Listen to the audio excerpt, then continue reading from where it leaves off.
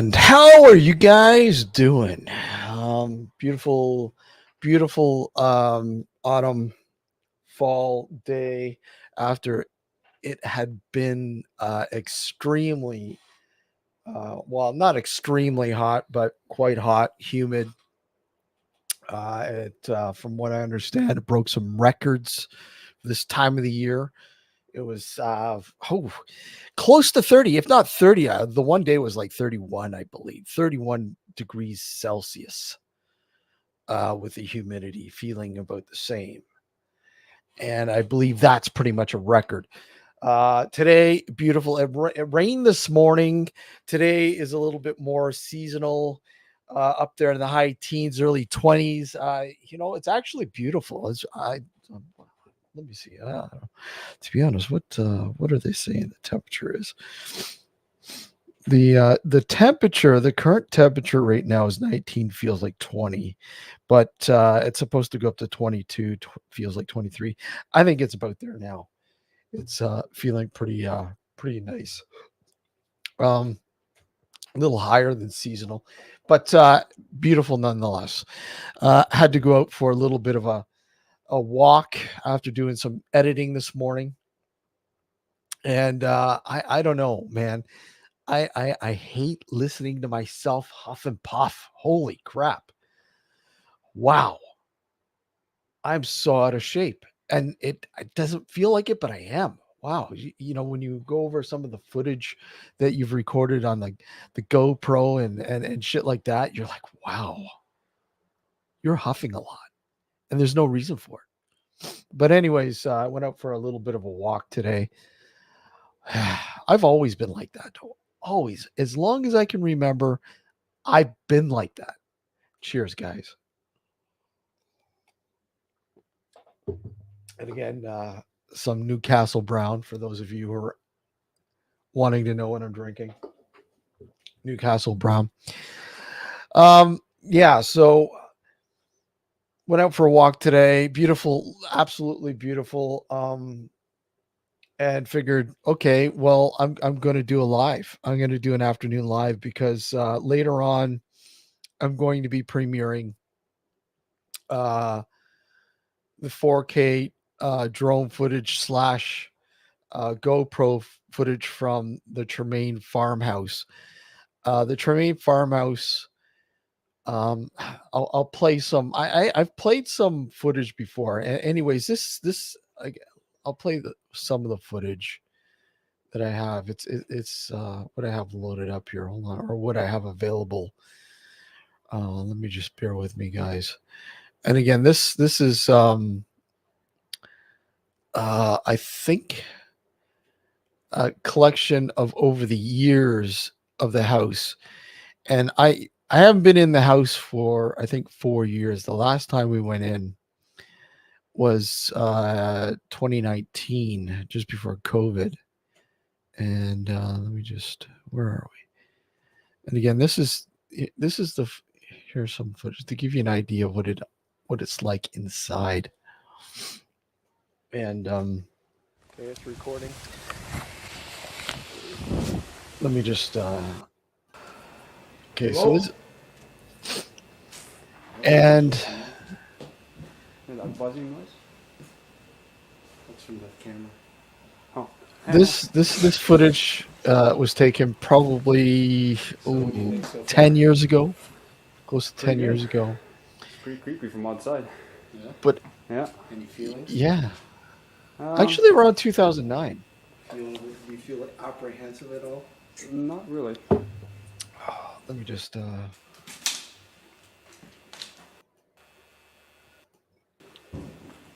And as you can see, it's not in bad shape. I mean, it's not night vision, so. But, the floors, everything is relatively in half decent shape.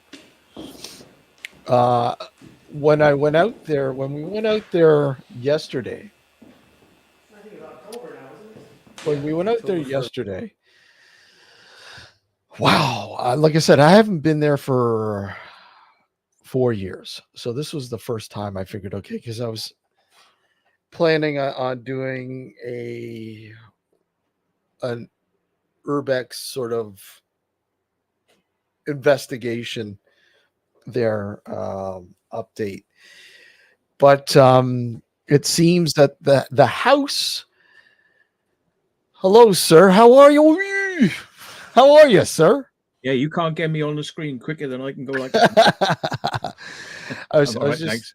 I was just talking about the farmhouse that I shot at yesterday, and hey, look at that. Levitation, folks. The man of a thousand talents.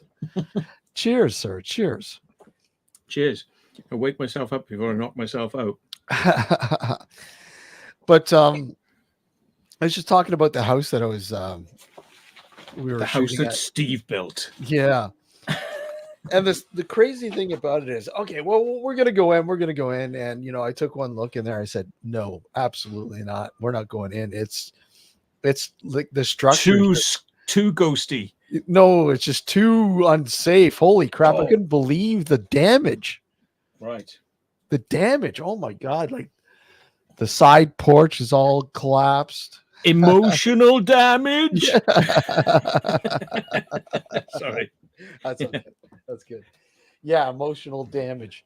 Yeah, it's well, that's what I felt walking away from there. I'm like, oh my god, I can't go inside. What am I gonna do now?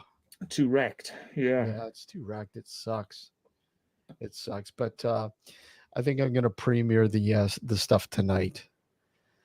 And I managed to shoot it in 4K, so hopefully it comes out okay. I'm hoping. So how are you? How are things going? Okay, until that started making noise. Yeah. I got somebody who's going to be buying this old phone off me later on, so hopefully he's going to turn up. And if he does, I may have to sort of disappear off the stream at that point. But in the meantime, I'm backing up all the crap off my phone hurriedly whilst I'm talking to you. So if I'm slightly distracted, I will try and be slightly in the game. Yeah. Well, that's cool. I love the so what was the question again? Sorry. What have you been up to? What have I been up to? Yeah. Oh, I went out filming today.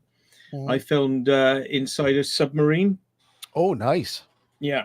So I went to a museum place down in Portsmouth and filmed that, and a little place called the Museum of Explosions, which is actually a bit of a damp squib, we should say. Yeah. And I noticed you put up some flying vids. How long ago were those vids? How long did you record those? It must be about 10 years now. I was gonna say you got the hair flying there, man. Yeah. I'm going, holy crap, you grew hair back really quick. Yeah. Oh, I just remembered something. Uh-oh. That's not good. I got a fucking stupid bloody strike. I got a strike on one of my accounts. Oh, that's never good. So I can't upload for like a week or some bollocks, Oh, and it wasn't even my content. It was like I was putting it up there so I could say, here's a link to give to somebody else. And it was a privately recorded video of a very controversial person who has been blocked and cancelled. Basically, he's been cancelled on YouTube, on Twitter, on Facebook, on he's had his bank accounts back, cancelled. This guy's been properly cancelled. So I uploaded him sort of like saying a couple of things like that, right? Because he's doing an address to an audience. Mm-hmm. And they fucking knew it was him, and they fucking bang, you're having a strike for that. For me, putting him up. You got the strike. Yeah. And it's not a video he's uploaded previously. It's just a 15-minute address. Well, that's how much this censorship is there, folks. Freedom of speech. Right. Well, it's funny. I was going back and watching some old videos, and what was it? One video, I forget who uploaded it. I couldn't watch it. Oh, you're not allowed to in that country. In your country, man. You're not. What the? Seriously? Yeah. Come on.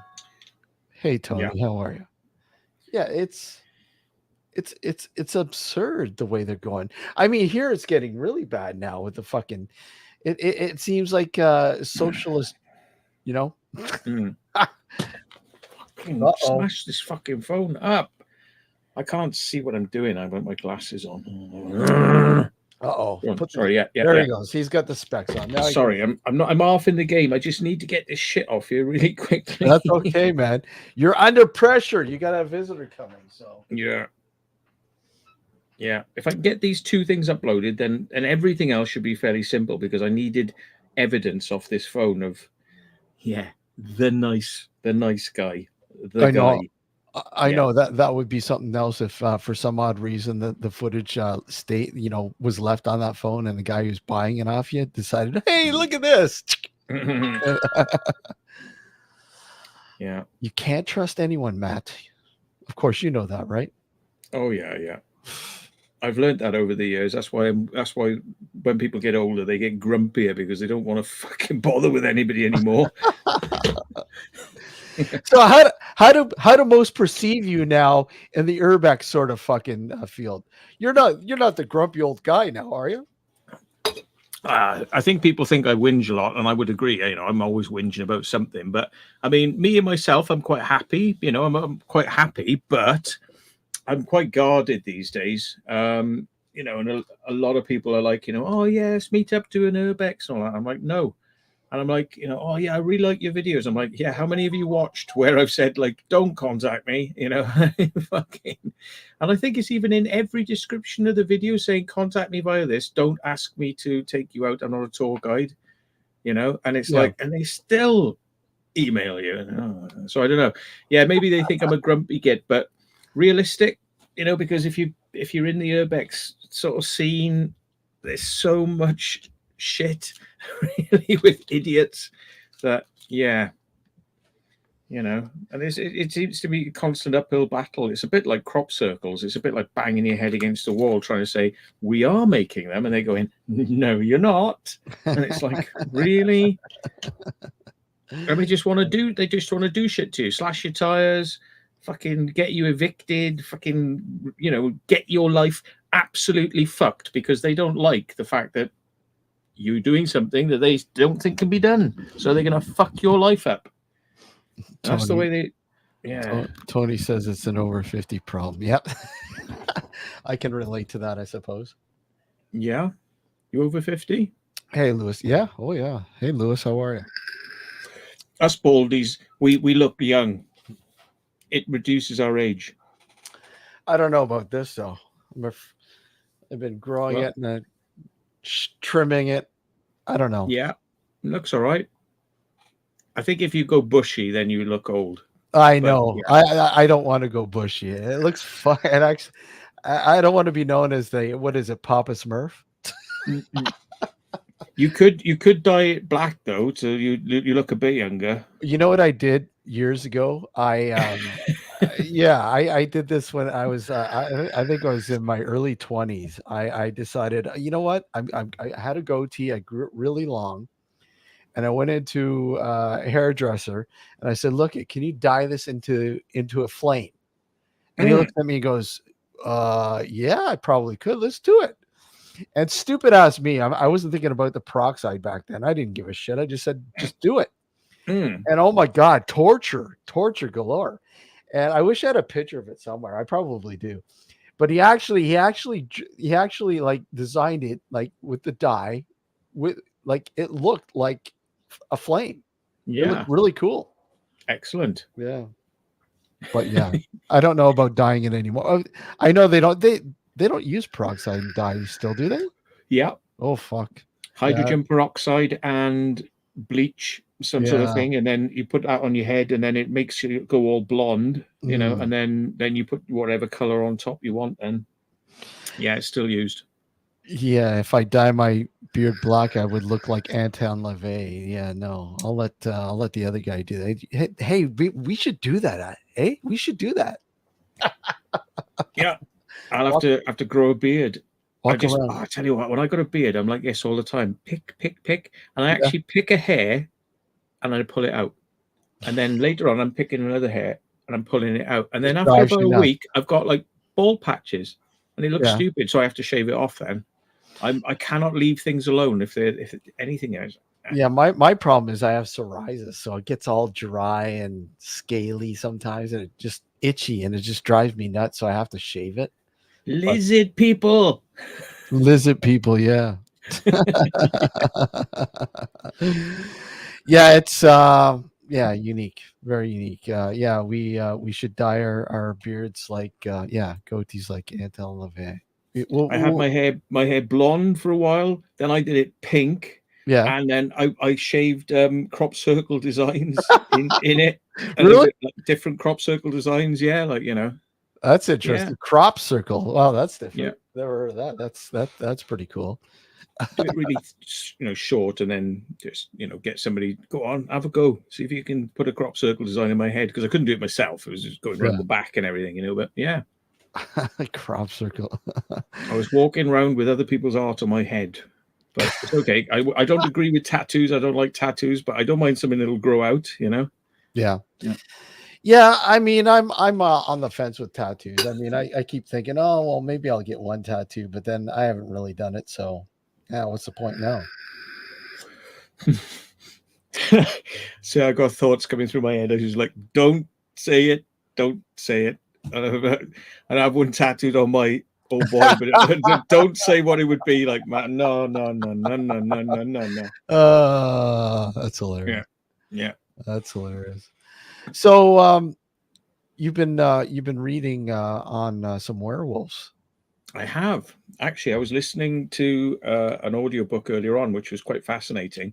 Although I got to say, Linda Godfrey, she's passed away now. You had her on your show. We were talking about this. It's kind of sad, because I was thinking, like, oh, I wonder if she's still around, and she's still churning out stuff and maybe contactable even, and yeah, sadly she passed away. But I did notice it kind of gets a little bit repetitive, but it's good she's got all the stories there. But it's kind of like, I can give you an idea. It's kind of like driving down the road, see a figure on the side of the road. Yeah. It's hunched down, stands up, walks in front of the car.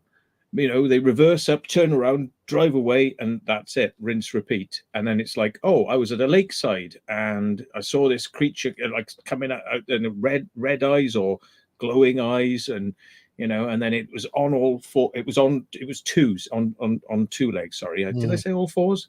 I think I did, didn't in I? the beginning, yeah. Yeah, sorry, I meant on two legs. Yeah. And yeah, sometimes on. Oh, shut up. Jackie Green's just put a video out, apparently. Right. In fact, let me just silence this bloody phone. That'll be a lot easier. Yeah. A lot of those types of stories, sometimes more than one werewolf together, different colors of fur, but mostly all describing the same sort of, always having the sort of wolf ears up the top. So a lot of commonalities. It's good because you're hearing the same stories, but you're going, yeah, I see the trends. You can see the trends building up, and yeah, I mean, she really has collected a lot of stories of this stuff. Yeah. Yeah, I mean, she's obviously one of the foremost, well, I don't want to say experts, but well-researched people on the dogmen of Michigan, which is a big thing in the Michigan area. And yeah, I've been looking for the archive for Linda, having Linda on the show. She was amazing, and hopefully I will get it up here on the archives here. So and upload her videos as well.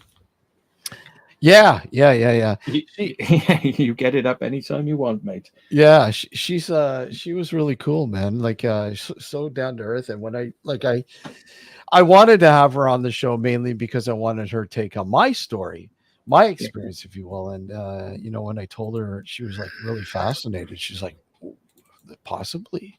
And then I told her about the.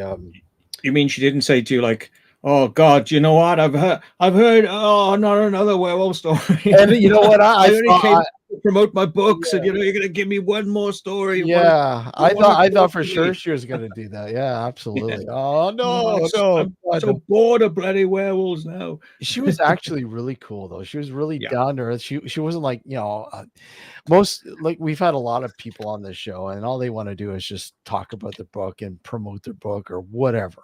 Ben Emlyn Jones. Yeah. Benny. Yeah, Benny and the Jets. Yeah. No. Roswell Rising, folks. It's available on Amazon right now. Roswell Rising. Go get it. Roswell Rising, folks. So when's your book out?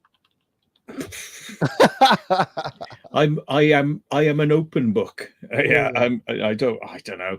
I just like doing video stuff, to be honest. I think You prefer it? I prefer it because long form, it's kind of like interviews. I like to do an interview with somebody, Mhm. and I like to see the whole thing from end to end. I've been looking at a lot of documentaries recently, and of course the format, they're trying to copy television, which I think has its benefits because they're trying to get to that market that needs that kind of like eye candy, click click click click, Yeah. but they switch interviews from this person to this person to this person back to that person, and they just repeat, and it's just change, and I like want to see the raw interviews. I want to see the moments when people pause or are having trouble recalling, and and I want to see those pregnant pause moments, and I want to see the emotion of the person. I don't want to have edits, basically. And yeah. Yeah, Right. Sorry, I'm just saying P50 final dump, because I'm going to dump everything in that folder now. So it's all going in there, folks. So I mean, like I said, well, I've seen a few times that you've interviewed people on on the Secret Vault on the YouTube channel. Every once in a while, you'll throw something up. And do you prefer doing that? Do you prefer interviewing people and putting that up, or do you prefer putting together like a documentary sort of, or a just a raw sort of look at this is what happened when I went here sort of thing? Well, I mean, obviously, if it's things like UFOs, you have to interview the person and then get the photos and illustrate the interview with the Yeah. photos. And I mean, the only editing I do is if there's some real bad pause moments or cock ups or swear words, or if the person is saying like, don't put this in, I have to cut that out. But I mean, generally, I like to, the amount of time I spend with the person is exactly really what you're seeing. Mhm. There's nothing cut out of it at all. And that's just the way I like to see interviews, which is kind of why I think podcasts are quite popular now, because you get to sit down for an hour or 2 hours, sometimes 3, but you are literally, just hearing that person like in a real interview situation. And I've always been into that. I've always, when I did my magazine, I would transcribe. Matt says, they say. Matt says, they say. The whole thing, just with swear words and the pause moments taken out of it. But I mean, it would be the whole thing. And friends of mine have done documentaries about like crop circles, and they interviewed somebody for an hour, and then maybe 5 minutes of it went in because they were just chip chop to all these different people, and I said, well, great, it's a great documentary, but I'd like to see the raw stuff. So he said, okay, well, I've got all the tapes. And I'm like, really? He's like, yeah. So I was watching the tapes. I was like, it's so much better. Yeah, The actual raw interview is so much better. I got so much more from these people. I put it all out. So his documentary was an hour long. After I'd finished, I had about like 8 hours of material from the interviews, maybe more. Wow. So I think that's, the internet's brilliant for that, because of course television, they want that quick format. The other thing that kind of bugs me with the way people sometimes they oversaturate it with irrelevant special effects, like Small Town Creatures. I watch a lot of their stuff. It's quite good, but I mean, a lot of it is like a handheld camera out of a window, because look, that's mysterious, like a handheld camera, and then it's a camera like just pointing at a tree, static shots. Then they take all these static shots and then they put film effect on them. And then they'll redo it, but with a film effect. Then they do a wobbly effect, and then they do light flares effects and like television, like as if it's been shot on VHS and it's like, but the thing is, it's just like a constant barrage. It's like bang, effect. And I find that a bit distracting when I want to see things that are more relevant to what the person is actually saying. rather than just fluff. Mm. Like any image could be anywhere. What does this have to do with that? Is this even the same county or the same state or the same country? What is that footage of, and what is the relation? And I think that that to me lowers the tone. It kind of Yeah. they're good documentaries, but again, chip chop, back and forth between people. It's slightly distracting. Yeah. Hmm. Yeah, no, I agree. I find that, obviously the TV format, yeah, it's effective, but the thing is, at the same time, you're editing out some really important, some really intriguing, really interesting aspects to other people that might be watching and saying, "Hey, well, hey, this is why didn't they include this?" Because, somebody was saying, like, if you're interviewing for, say, a UFO sort of thing, okay, like, they're looking for body language, Yeah, the way they're conducting themselves in the interview. That tells a person, certain people, a lot about that person. Is this person authentic? I don't exactly. know, Yeah, and they read their body language, the way their facial expressions, everything, and all of that's cut out for television, obviously for time purposes. But I mean, yeah, watching a full interview raw, I think it's so much better. yeah.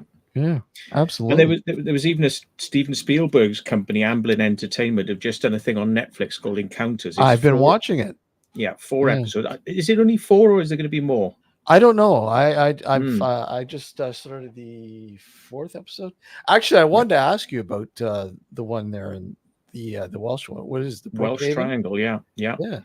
Well, I went down and spoke to Randall Jones Pugh, who was shown in that, but it didn't. Again, little things that I think matter. They Hmm. just said ufologist Randall Jones Pugh, and they Hmm. showed him, and he was talking about things on screen. He's a ufologist. Well, he could be anybody, couldn't he? He's a ufologist. Hmm. Yeah. Yeah. The guy was a veterinary surgeon. Oh, wow. He's not a numpty. Yeah. Yeah. He's got like skills that are up there with a doctor. It takes Mm, longer to train to be a vet than it does to take to be a doctor, believe it or not. mm. So I mean, like I would have said veterinary surgeon and ufologist, because it's like you want to give the guy that sort of like step up the credit, that he's not obviously an idiot. Mhm. It's kind of like but there was just little things like that, and they were doing cutaways, and they had skeptics on there as well, and the skeptics were kind of picking away, pick a little bit, and it was like so but yeah, a lot of cutaway shots, and yeah, What do again, what I would what love do to see the long form interviews. what do you think about that incident? What do you think about it? I mean, do you think Hmm. they saw something, or maybe it was, do you think it was just some sort of technology that they didn't, but I mean, it just seems to be all over the place. All Yeah, over the place. I mean, yes, I believe that a lot of people in the area had sightings. So I've read the books, Mhm. and I've spoken to some of the witnesses, and yeah, I definitely believe that something went on there. It's been too widely documented. I mean, Mhm. the school children seeing something, and Yeah. similar to the Ariel school in, is it Zimbabwe or Yeah, somewhere? Zimbabwe, yeah. Yeah, yeah. So African school children, UFO came down, they saw it, Mm. and lots of school children said, and then they brought in the skeptical guy who says, I was the guy that invented the Started it, story, and yeah. everyone else copied me, Yeah. and it was like you could tell there was a little bit of animosity there. You could see Mm. it. You could see it in his body language. He's like, yeah, if they want to believe that shit, they can believe whatever they want. And he was like, and it's like, yeah, okay, he might be telling the truth. I felt for him, because I'm thinking like, well, it's an uphill battle, isn't it? Because it's like me with crop circles. It's really okay to tell people about a UFO and tell them about a ghost, but you're not allowed to then find the answer for that UFO or the answer for that ghost. People don't want to know that. So it is an uphill struggle if you're the person trying to tell the truth about something that's unpalatable, because everybody wants to believe, like the X-Files, I want to Yeah. believe, and you're saying, well, I'm the guy that kind of was the start of all that, and then it's snowballed. Maybe he's telling the truth, maybe he's not. But they threw him in there. It was kind of like these like skeptical moments, and but considering they were going to put it one guy being skeptical there, then I noticed, because I'm very familiar with all the story behind it, how they glossed over some other bits in what I would have thought would have been an extremely well researched documentary. They glossed over. A woman said that she saw a guy like in a spacesuit, and there was another bloke. There were two people saw this person in a spacesuit. One saw it outside a window and saw like a visor and and then somebody saw him down the lane and he came towards him and he ran. This bloke ran away, and then the way they dealt with that in this documentary, Steven Spielberg documentary, by the way, is they just said they showed a window of a shop and they showed a silver spacesuit with a visor, and they said, "Oh yeah, there's a big refinery nearby, and they wear these silver suits because of fire risk. So they do fire practices and things with the silver spacesuits." And then there was one shown in the window of a shop.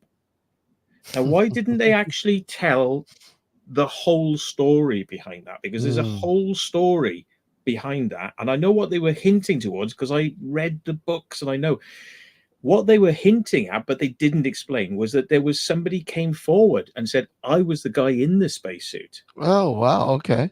Now, why did they leave that out? Because, he came forward and said, "Oh yeah, we were winding them up because we knew they were into this UFO stuff.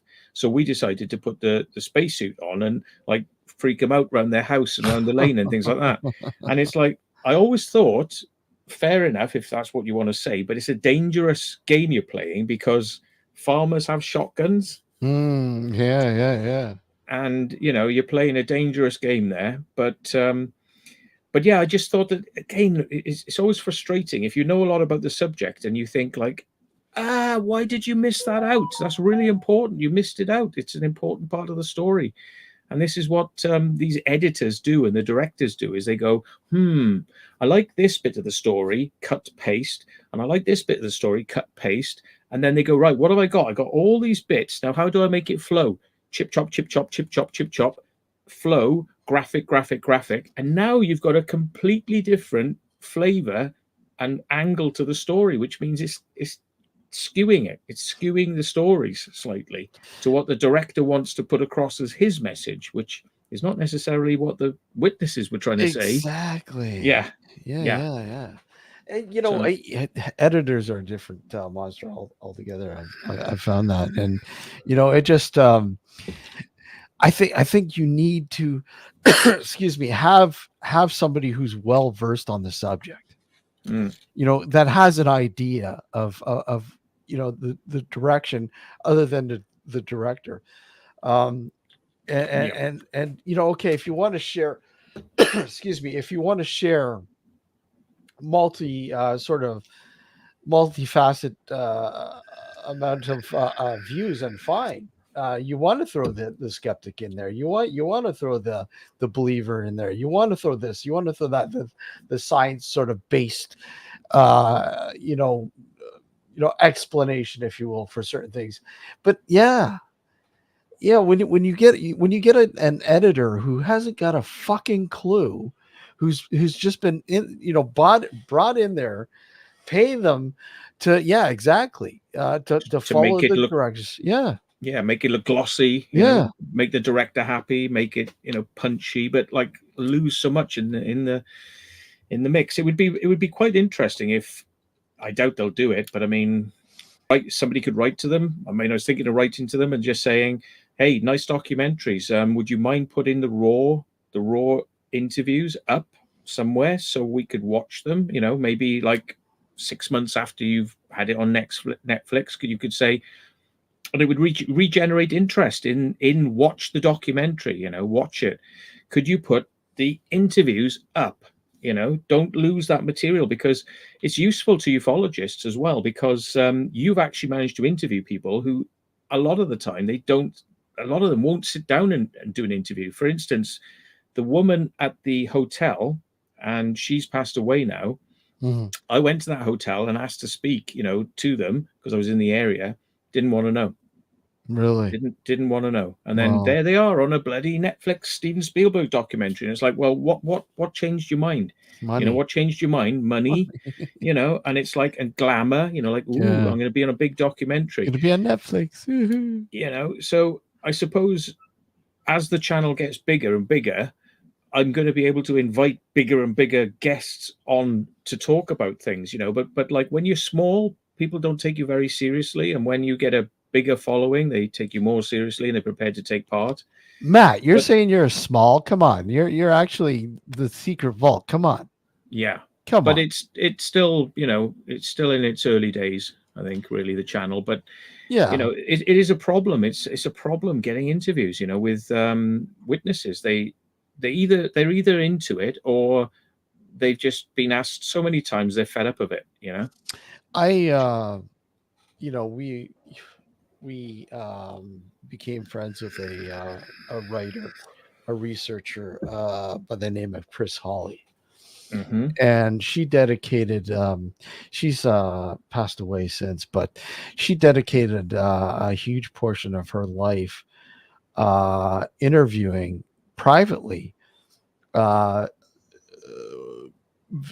victims, I guess, if you want to call them victims, or of abductees. They were abductees, apparent they apparent abductees, and they didn't want their stories out there. They just wanted to keep it private, and she managed to, give them this sort of comfortable environment where they can go, hey, look at, talk to me. I'm not going to, I'm going to document it, and that's all. I mean, if you're ready for it to go public, then you just tell me, and we'll throw it out there. And she worked with them and interviewed them, I think, over a course of 7-8 years, and she developed quite a wealth of information on these cases. And I think she was saying there was close to about 20 people she was talking to. Uh, every once in a while, she'd pop into the, wherever, and get updated, and sort of further what they were talking about. And unfortunately, Chris had passed away, so I really would love to know where all that went to. Mm. Like, I mean, that's a lot of great information. Um, and I see. I don't know about obviously, I don't know about the people who are involved with the victims and the abductees and whatnot. But I mean, all that energy and time put into it. And she was telling me she was ready, because apparently a lot of the people she was dealing with were okay for her to write something about it finally. And she was about to begin, and she passed away. But I mean, just imagine that, you know. But most people would just snark and make fun of shit like that. Oh, alien abduction. Come on, seriously. I mean, people, there's some really fucked up shit going on, and you can't explain it. You just can't. And you sit back and you laugh at it because it hasn't happened to you. But when it happens to you, then who's laughing at who? Yeah. Right? Hi, Andrea. Hey, Tracy. How are you? Yeah, it's crazy. It's crazy. I mean, it's still a very sensitive area, because I mean, people, look at alien abducted, you're anally probed, all the, memes and everything else that go with it. But I mean, there's some pretty vicious stories. Yeah, they focused quite heavily on John Mack, Yeah. being the abductee guy, and they were focusing on Harvard having a go at him, and they kept on going back to it, and Harvard's having a go at him, and then they got a Mhm. lawyer who said I represented him, and they were having a go at him, and da da da da da da da. And I'm thinking, you're wasting time by talking about the controversy that he garnered. Mhm. The point is, you could sum it up really quickly and say he's a Harvard professor. He's got all these credits to his name, awards, and And then you can just say, and they went after him very severely over a period of 9 months, tried to get rid of him. And in the end, he won, and he's still a tenured professor because they were trying to take away his tenure, being a professor at Harvard. But you don't have to dwell on it, but it was like a big pussy boil in the middle of the documentary, which is like, get to the UFOs. I don't need to know about, they were after him. Yeah, it's just irrelevant. It's like it was a chapter that was put behind him because he moved on, because he went, fuck you, and they had to leave him alone. Yeah, absolutely. I mean, here's this guy that's well, hey, top of his field, Harvard. And I'm thinking, you've wasted maybe 10 minutes here bubbling on about him getting harassed, and that could be 10 more minutes of chatting to the UFO witnesses, and kind of like showing more of his research, because he didn't just, and again they focused just on the Ariel school, just on that. I mean, John Mack has interviewed people from all over the world. Mm-hmm. And I don't think I got a really good sense from the documentary of just how prolific his work was. It was just like, he went to Africa, he interviewed some kids, Harvard had to go at him, Harvard had to go at him, Harvard had to go at him, and then a little bit more of the kids, but it was like, it's like, you could have done more with your time, You spent too much time on the, as they put it, the witch hunt. Yeah. The witch hunt on John Mack. Yeah. I mean, I don't know. I don't know about you, but like, the guy was brilliant, and he was showing it, how he was dealing with these people, and for them to go, oh, well, we can't have this. This is, come on, he's Harvard. Come on, we can't have this kind of stigma. What? Seriously? The guy was brilliant. He was showing you exactly what to do in a situation like that. Yeah. And the good thing about it was he was one of the first psychiatrists, somebody who was actually trained, in that field and very high in his field, to say, let's not worry about whether, and I think he said this, it's not worry about whether or not it's real. Let's worry about the fact that people need help. Yeah. And should we in the psychiatry industry, medical industry, be listening to people and helping them with their problems, or should they just be automatically dismissed as fools? A lot of these people probably have psychological trauma, PTSD from their experiences. They're losing sleep. It's affecting their work life, their home life. Let's look at this. What can we do to help people? Let's understand what they're saying and where it's coming from. And eventually, somebody in his position, if he came to the conclusion that maybe it was a form of delusion or whatever, he would probably publish that, and he would say, oh, I kind of think it's this now. But of course, you've got to do the research before you can publish the papers. You've got to speak to the people, and you've got to find out what are the similarities, what types of effects are they experiencing, and then you can kind of put it out there. Now, he did say, I believe them, I don't believe they're lying, and that's what got him a lot of the flack, because he said, I'm speaking to people and I'm taking them seriously. They don't seem like they've got schizophrenia. They don't seem like they're psychotic. They're just telling their stories, and why not? But he was told, no, we're not going near that, no. So if you come in saying, oh, I think my neighbor's Satan, they go, yeah, well, you probably got schizophrenia. We got a tablet for that. Yeah, we know all about that. Come in, we'll help you. If you say, well, I saw an alien and I think I got abducted. Oh, we don't want to know about you. Yeah, no. It's like, what? Medical profession should be taking it seriously, even if they want to sort of start diagnosing you and saying, oh, well, maybe you're a bit schizophrenic. Well, at least you're doing something. Yeah. You're doing your job. It's like somebody's coming in and saying, I've got a pain in my leg. And they're going, oh, we've x-rayed it. We can't see it. So fuck off. You know what I mean? Exactly, that's the Harvard attitude is, oh, we can't see anything on our x-ray. So you haven't got any pain. We don't believe you. No, you keep looking and you keep looking until you find out what's causing the pain, don't you? So, yeah. Well, that's I think the industry as a whole too, period. I mean, let's facilitate it, not take care of it. Yeah. That's it.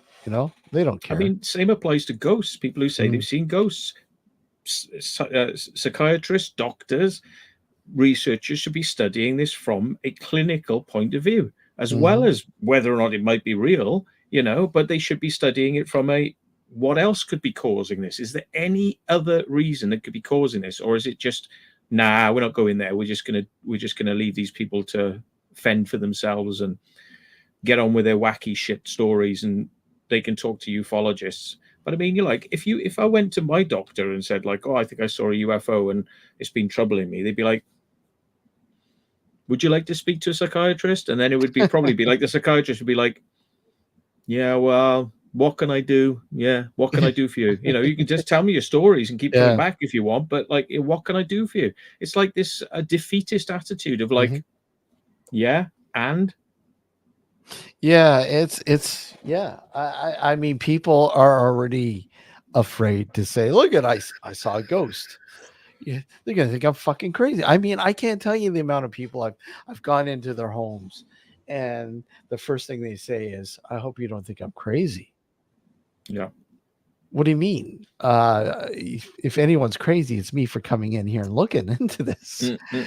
Honestly, no, I don't think you're crazy. I think I mean, obviously not all people, but I mean, a majority of people are confused. They're look at, I just don't know who to turn to. I don't know how to explain what's happening. I Well, mean, I'm quite I'm not blunt, hmm, but I have to get this in there if I speak to people. It's like I listen to what they've got to yeah, tell me, absolutely. and then I usually record it so I can check with them later to make sure their story stands up. They're not Yep. changing stuff. Hmm. And I will say to them during the interview, and I'll say like, I can keep this out of the interview, your medical details, but I have to ask. I mean, do you take any type of You medication? have to. You You have know, to. Yeah. do you have any history of mental illness Hmm. yourself? Hmm. You know, anybody in your family have a history of mental illness? I just need to ask, because if you haven't, then that's all cool. And most people would say no. No mental illness, no tablets. It's just me. And no, my normal life is quite normal. It's just that was abnormal. I had a case. I had a case, a single mother with 3 children who was experiencing some, you know, crazy stuff in her home. And, we went out there, and we had one of the females in the group at the time, one of the women in the group, she was trained in psychiatry, and she was interviewing her. And, basically it came down to the majority of what was happening with her was that she was abused.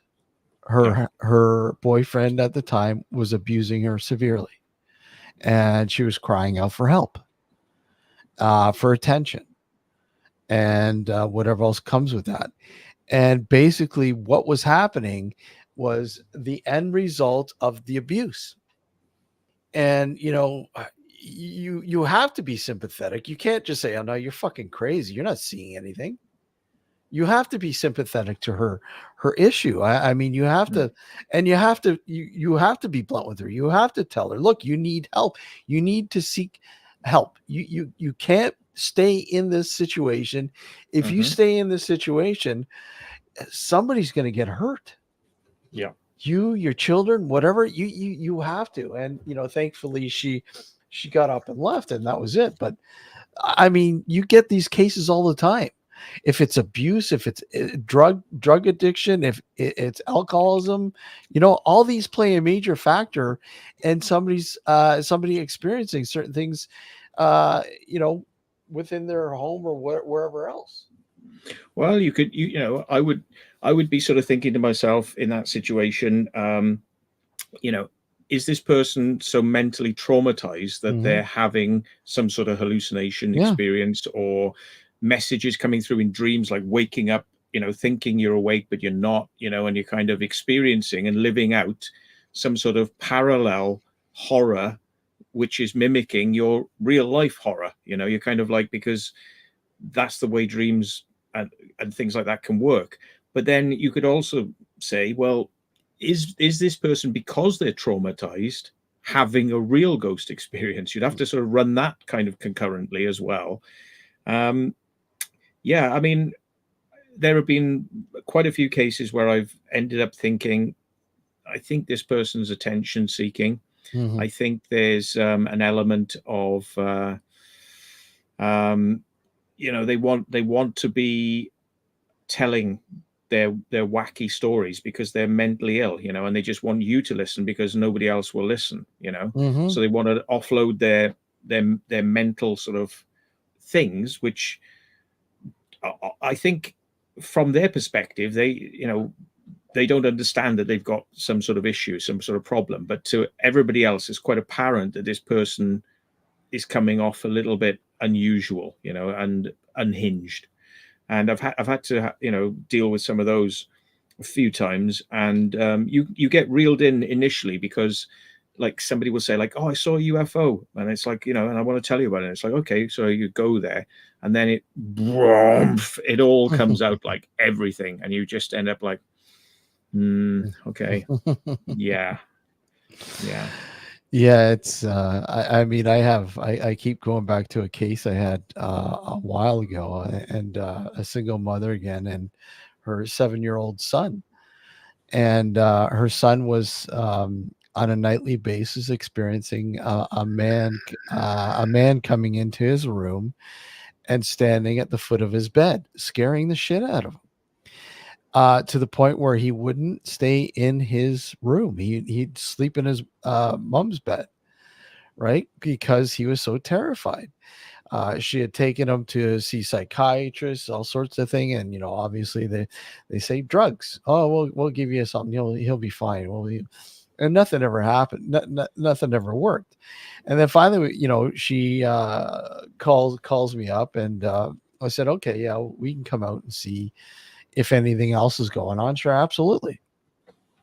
And the first thing we do is we go into the kid's room, and we look around. We take all base readings like EMF, and EMF is a huge proponent in seeing things and causing hallucinations, and depending on is it high doses in slow increments, or is it fast and quick increments. But I mean, it all leads down to you can like literally become sick. And in the boy's case, the guy had the kid had a very active receptacle in behind his bed. I mean, like extremely. I just didn't make any sense. Even when it was live, it shouldn't have reached the levels it was reading. And I'm like, okay, there's something going on here. This isn't right. So I went on to the other side of the wall, and on the other side is the kitchen, and right there was a microwave, and the cord had been slashed, so it was exposed, fully exposed, and plugged in, so it was just like off the charts. So every time you use this thing, it was just off the charts. So I said, look at, I'm going to be honest. I think that what your son's experiencing is just, an overload of EMF. And just, what I would simply do is, either, take the cord up or get a whole new microwave altogether, get a new cord from the microwave or whatever. But it's openly exposed, Mm. and it's emitting a huge amounts of EMF. And of course, she didn't know what EMF was, and I explained to her. And I said, maybe move the boy's bed where the headboard's not, beside an overly active receptacle area like plugs. And she said, okay. And she did it. She got herself a new microwave, and I think 6 months later,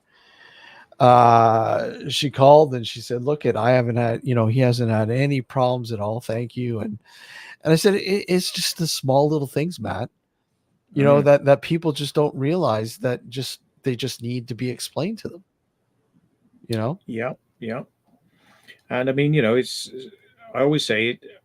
I feel bad sometimes when people have given me like UFO footage and I've analyzed it and I've gone, well, I've stabilized it, and then look, it's got strobe lights. It's it's an aircraft, it's an aircraft. And they're like angry sometimes, because they're like, they just want you to validate it, and say, oh, that's amazing. Yeah, you got the best thing ever there, and it's like, well, I say, well, maybe it's a UFO with strobe lights on it to make itself look like an aircraft, or the most logical explanation would be it's an aircraft. But it's just, I can see it a little bit more clearly because, I've got more experience in looking at these things. But, I don't like letting people down, but you do have to kind of, they want your opinion. They want to tell you their story, but then they say, so what do you think?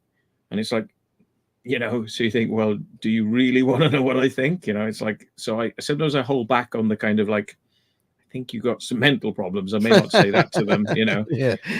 But you may have to withdraw away from the situation, and kind of distance yourself from it a little bit, because it's obviously, not quite what you were expecting. But again, if there's anything you can offer by way of help or advice, I mean, I say to people, like, you don't have to be afraid of these things, and it's like, in many respects, it's kind of like something's trying to make contact, try and make contact back. Because, I mean, I've had poltergeist type things happen at one of my houses, only one place really. And the one thing that kind of made it calm down, I found, was to talk to whatever it was and say, come on then, I know you're here, come on, talk to it. Try and get it to show itself, and I tend to find that has the effect of calming things down. I think where I see people struggling is because they feel out of control of the situation, and that's what's giving them anxiety and fear, and that's why they're contacting people, is because they're having, they can't cope with this. They want somebody else to tell them what they think it is. And I say, well, irrelevant what it actually is, take control of the situation yourself and try to note the times down, keep a diary of the times, and if you think there's something there, talk to it and try and get it to do something. And a lot of the time, I think that is, for me and for a few other people, it's kind of like help them to kind of calm things down. And I don't know what, maybe it's like that movie, is it Monsters? Pixar Monsters? Oh, yeah. Do ghosts feed off negative energy? And that's why they like to scare you, because it gives them a recharge, and if you end up talking to them and acknowledging them, they're like, oh, we're not going to get no scare off him, let's move somewhere else, or let's calm it down. It's not getting that response. Yeah, exactly. It's I don't understand. Like I said, I keep another one I keep referring to, and it's kind of sad, is an elderly couple who had some issues in their home, and it was scaring them because they didn't understand what was going on. They were like, what the hell's that? But couldn't explain it. So they I don't know where they found the people that they got to come in their house, but they got the people to come in. It was a husband and wife team that went in there, and they did their mojo, and they simply said, oh, well, looks like you got some demonic infestation. I'm like, oh my God, helpful, isn't it? Are you kidding me? Right? So these okay, whatever. We just don't know. We just want to get rid of it. You can't, just do what it takes to make it stop. Yeah. All right, fine. Your house has to be cleansed and blah blah blah blah blah. And $8,000 later, they took it for $8,000, and the same shit was going on. They made repeated attempts to get a hold of these people to say, hey, look I want a fucking refund. Of course, they never got their money back, and they never heard back from these people. But finally, they got to a point when they were able to take them to court, and proved to the court that they were rooked for $8,000, and they got their money back. Wow. Yeah, and so anyways, they had contacted me a few weeks after that had gone down. I went into the house, and all it took was just going into the basement and right one of their pipes. This house was, I don't know, close to 100 years old, very old house.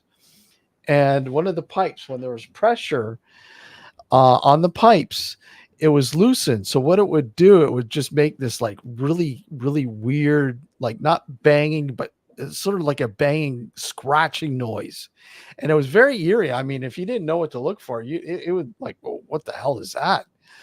And that's all it was. I asked them, I said, if this is the sound that you're hearing, and they're like, yeah, here's your problem. And that's all it was. That's all So it they was. spent £8,000, and all they needed is a plumber. Exactly. Yeah. I said, there you go. There's your problem, Yeah. and it cost you nothing, not for me anyways. But yeah, it's the Wild West when it comes to this stuff anyways. No matter, the UFO community, the paranormal, whatever. It's like the Wild West. People will take you for anything.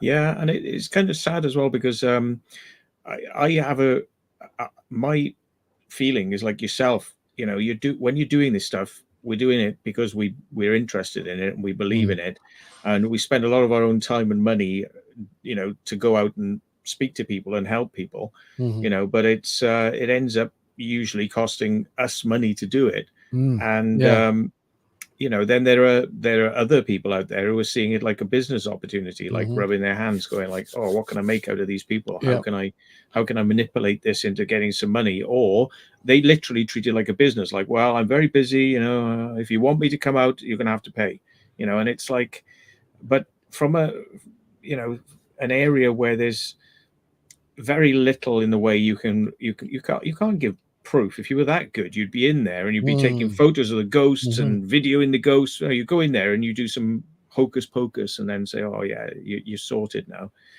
I mean, even a priest, would come to your house and bless it. They're not going to charge you money. No.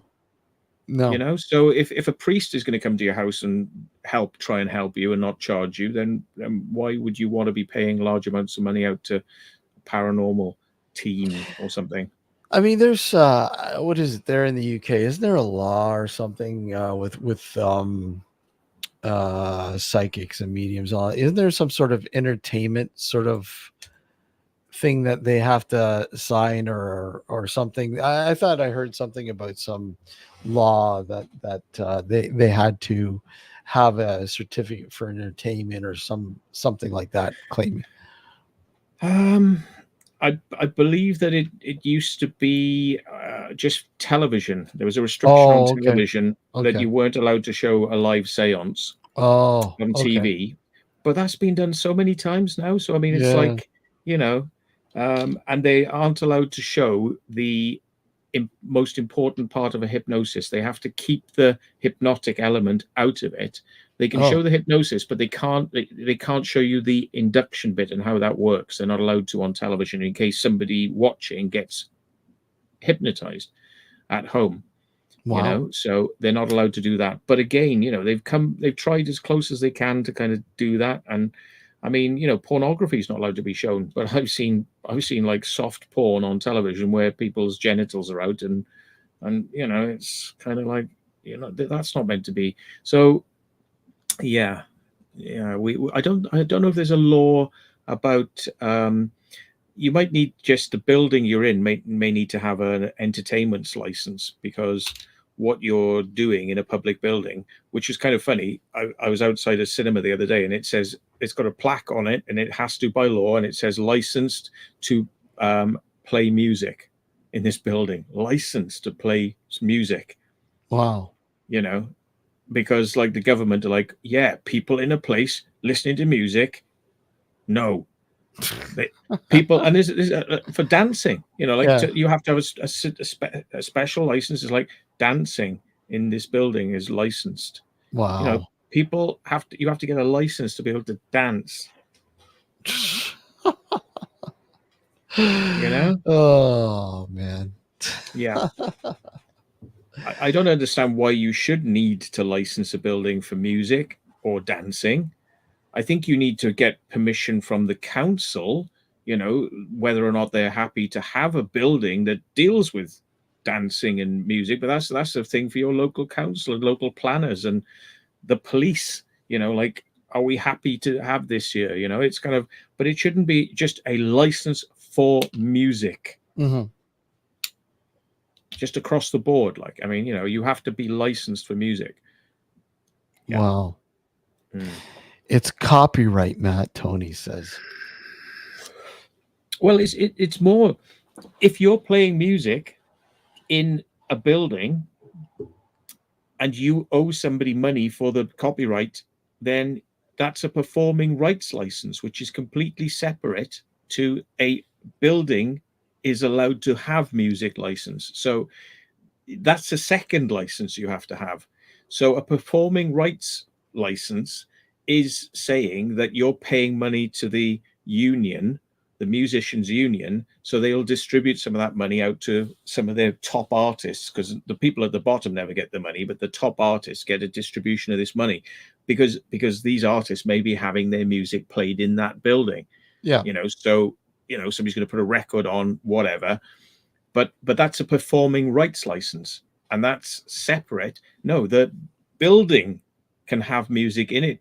It's just like, well, what do you expect to do with a building? I mean, it's like saying you can't have music in the workplace. You know, why?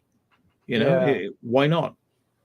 I'm renting the building. Surely I can do whatever I want in this building. You know, if I'm not hurting anybody or harming anybody, why do I need a license to play music? Or if I decide to rent a unit on an industrial estate, are you telling me that in there we can't just like decide to go and dance in our break times because we haven't got a dancing license in that building? Oh yeah, You know, a lot of times you just have to shake your head and go, really? Like it doesn't make any sense. It's a money grab.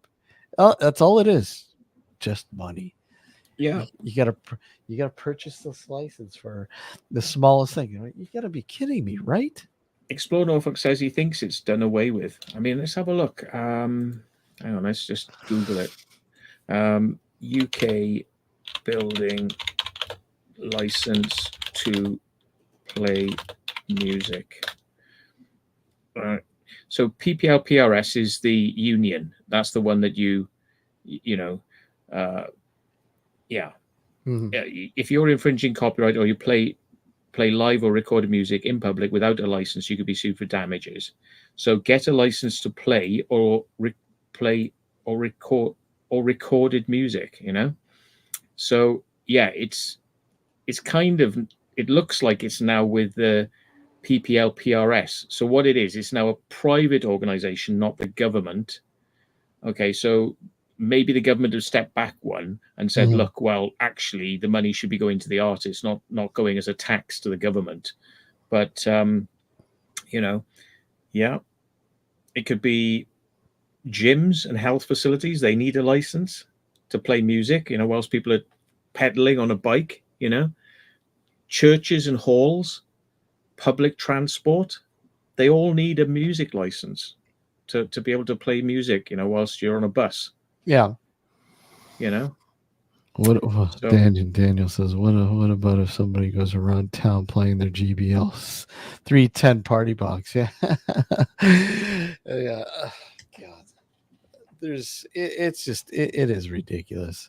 I mean, and like you could be playing uploading a video onto here on YouTube, and for some reason there's music playing in the background somewhere, and all of a sudden you get dinged for it. And it wasn't your intention to put it up there. It was just a part of the video. Oh wow. You know, and it's for a split second or so. It doesn't matter. They're still gonna ding you. They don't care. You know? Yeah. I'm looking at now, they're saying there's other agencies that deal with specific parts. I'm seeing the name Merlin. Yeah, music and entertainment's rights licensing independent network, Merlin. Merlin. I wish somebody would put them on a boat and sink it, because they're the scum that cause so much trouble on YouTube. If you just use like a couple of seconds of somebody's music, they come after you and they're like, yeah, we're taking all the money for this video. We want 100% of the money from this video that you went out and took all the time to film and do it. There's no split. Yeah. If Merlin are involved, they want all your money. Yeah. Every single cent to go to them. Yeah. And I don't know how that's been allowed to happen. I think we need a YouTube union. And I'm afraid myself to personally be the one to start the ball rolling on that, because like YouTube will kick my ass off there for even hinting that this needs to happen. But there needs to be a YouTube union for creators that will fight for the rights of creators and lobby within YouTube for our rights, because the only people who are in YouTube going, we want our rights, is the music industry, the film industry, the television industry. They're the ones going in YouTube's ear, going, we want our money, we want our rights. Yeah, well, where's the rights of the creators who are creating the content? Exactly. Nobody's fighting for us. I mean, how many times? I don't know. How many times have you had something where you put something up, Matt, and somebody's used it? Yeah. And I don't mind if they credit, that's the way I look at it. Just credit me and give a link so they can get back to my channel and watch the whole interview. If you're going to take in like a 5-second nugget, it's only polite. You say, well, here's the whole video if you want to watch it in context. Exactly. And if they contact you and say, is it all right that I use that? Then I go, yep, just give us a credit. That's fine. What you don't like to see, it does irk you a bit, is like somebody's taken something without emailing you. Like the email address is on every one of my videos. It's not hard to contact me. It just, that's, you think, oh, it's nice they've used it, but don't remember hearing from them. They've never asked permission, No. And it, even if it's from a channel that is monetized and they're making money from it. They're making money from it, from your material. Yeah. News television channels are the worst. If you've got something really good, which is newsworthy, they just take it and put it up there, and they'll say like source YouTube, and they don't even say like source the secret vault on YouTube. They just like source social media. Yeah. So they're literally trying to absolve themselves of responsibility, because they don't want you to get any credit, but they want your stuff on screen, and they are bastards for doing it. And the reason they seem to justify it, I think, in their minds is it's like, oh, well, it's news and you did publish it publicly. Yeah, I published it publicly on my platform to generate interest, that I will get more people watching it, But when you put it on your platform, you don't give me any shine, to kind of get me anywhere with it. And you're going out to millions of people, and then you're not giving any reference or credit in any way, shape, or form to where you got it from. That's wrong. Oh, absolutely. That's wrong. Absolutely. Absolutely. Yeah. Yeah. It's, I mean, it's, you've got people who will go through great lengths to, trademark their stuff, putting a, watermark on their channel or whatever. And people have found ways to, oh, well, we'll just crop that out, or we have this way of putting that out, or whatever. I mean, there's always a way around for somebody who knows, who's tech savvy when it comes to, taking material and saying, yeah, whatever, it doesn't matter, who gives a shit, they'll never know. But no, it's not. People do know. I mean, it might take a little longer, but some. Hang on. Yep. I better take this. Hang on. Go ahead. I'm going to get a refill, but I'll put this on. I'll put this on for you guys. Let me just see. Hold on. Where did I put it? And if it's overexposed, I'm not even going to do it. It might be overexposed, but here's a little nugget for tonight for the premiere. Here at the Termaine house and literally in the past 4 years it is destroyed. As you can see, it's very unstable inside. I'm not going to bother going in, but there's the horse barn where one of the alleged suicides took place. The other one was in the house, on top of the house. Can't really see the house from here.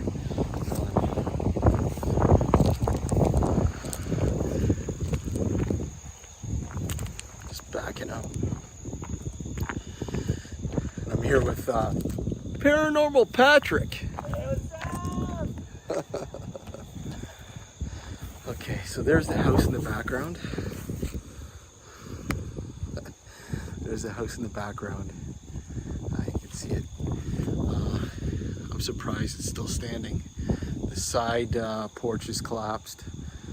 Part of the front has collapsed. The interior has deteriorated beyond belief. It's so unsafe to go on there now. And it's now private property. I don't think it's owned by the CN rail or CP rail, but yeah.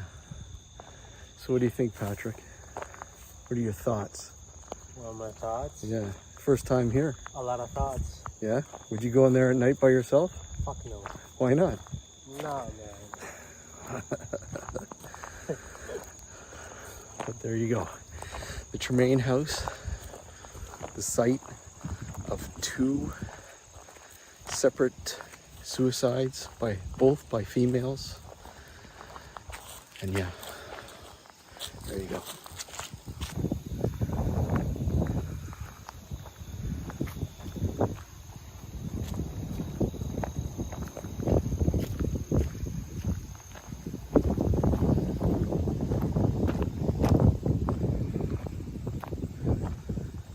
Wow.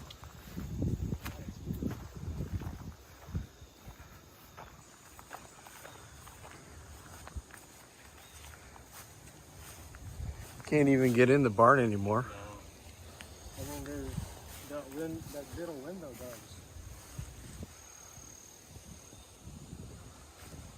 Is this considered as like a heritage area? No. No.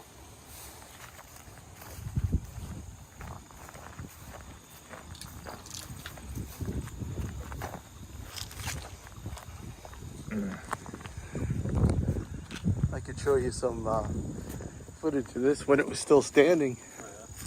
I'm guessing there's a pathway here. This looks like a pathway here. I don't know. It's been like I said, it's been probably 2019 when I was here last.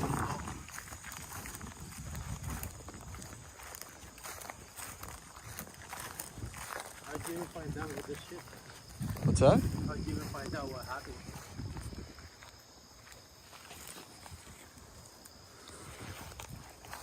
How did I find out?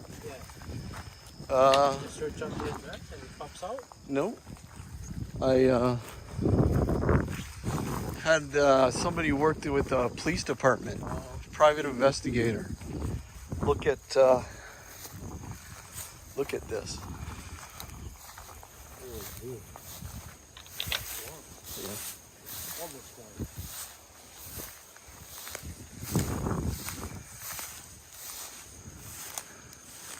So that was always the way in. Yeah, that was the entrance? Yeah.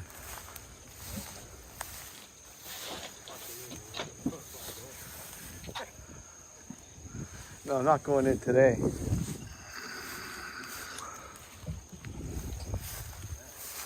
I mean, yo, the furnace is working. Is that the furnace? The furnace. Is that a fan upstairs? Hey, we're over on No, it's just probably Nocturnal just- Frequency Radio now. If you want to join us, join us. No, but that thing is spinning. Is it like just? It's just the air. It's just the air. Okay, I was trying to say. I'm gonna find a path to go to the side. And... Yeah.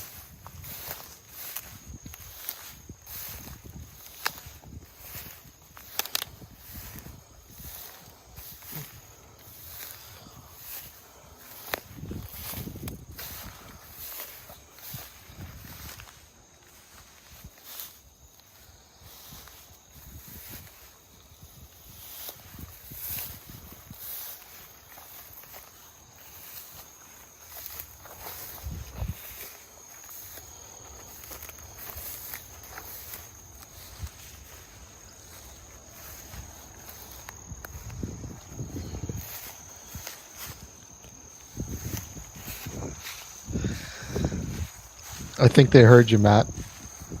Yeah. What's that? you had your mic on when that was going on. Oh shit! Sorry. That's okay. Just doing a little ad for the get people over here.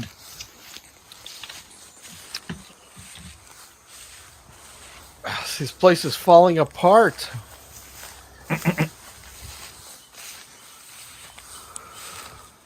The whole top floor now is collapsed. Oh, right. But this is I think I told you about this place. This is the place that had the two suicides, the two females committing suicide. Yeah.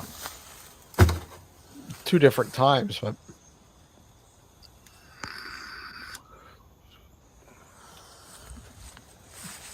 snakes in the grass, yeah. Mm.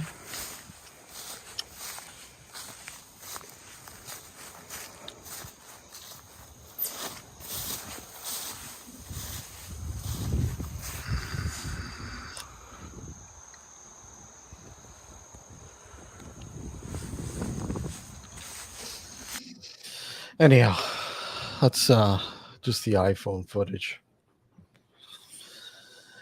The full footage I'm going to, I think, premiere tonight on the channel. Good. So hopefully it turns out. Hopefully the drone footage and the GoPro footage, all 4K. Hopefully it turns out okay. The drone footage was actually pretty cool, but he hasn't flown his drone in quite a while, and he smashed into a tree. It was hilarious. Yeah. Oh, get rid of that. That's good. So yeah. I mean, hey, exploring with Gav. How are you? Yeah, Well, it's not him. Jesus Christ. Yeah. All right, Gav. So yeah, well, let's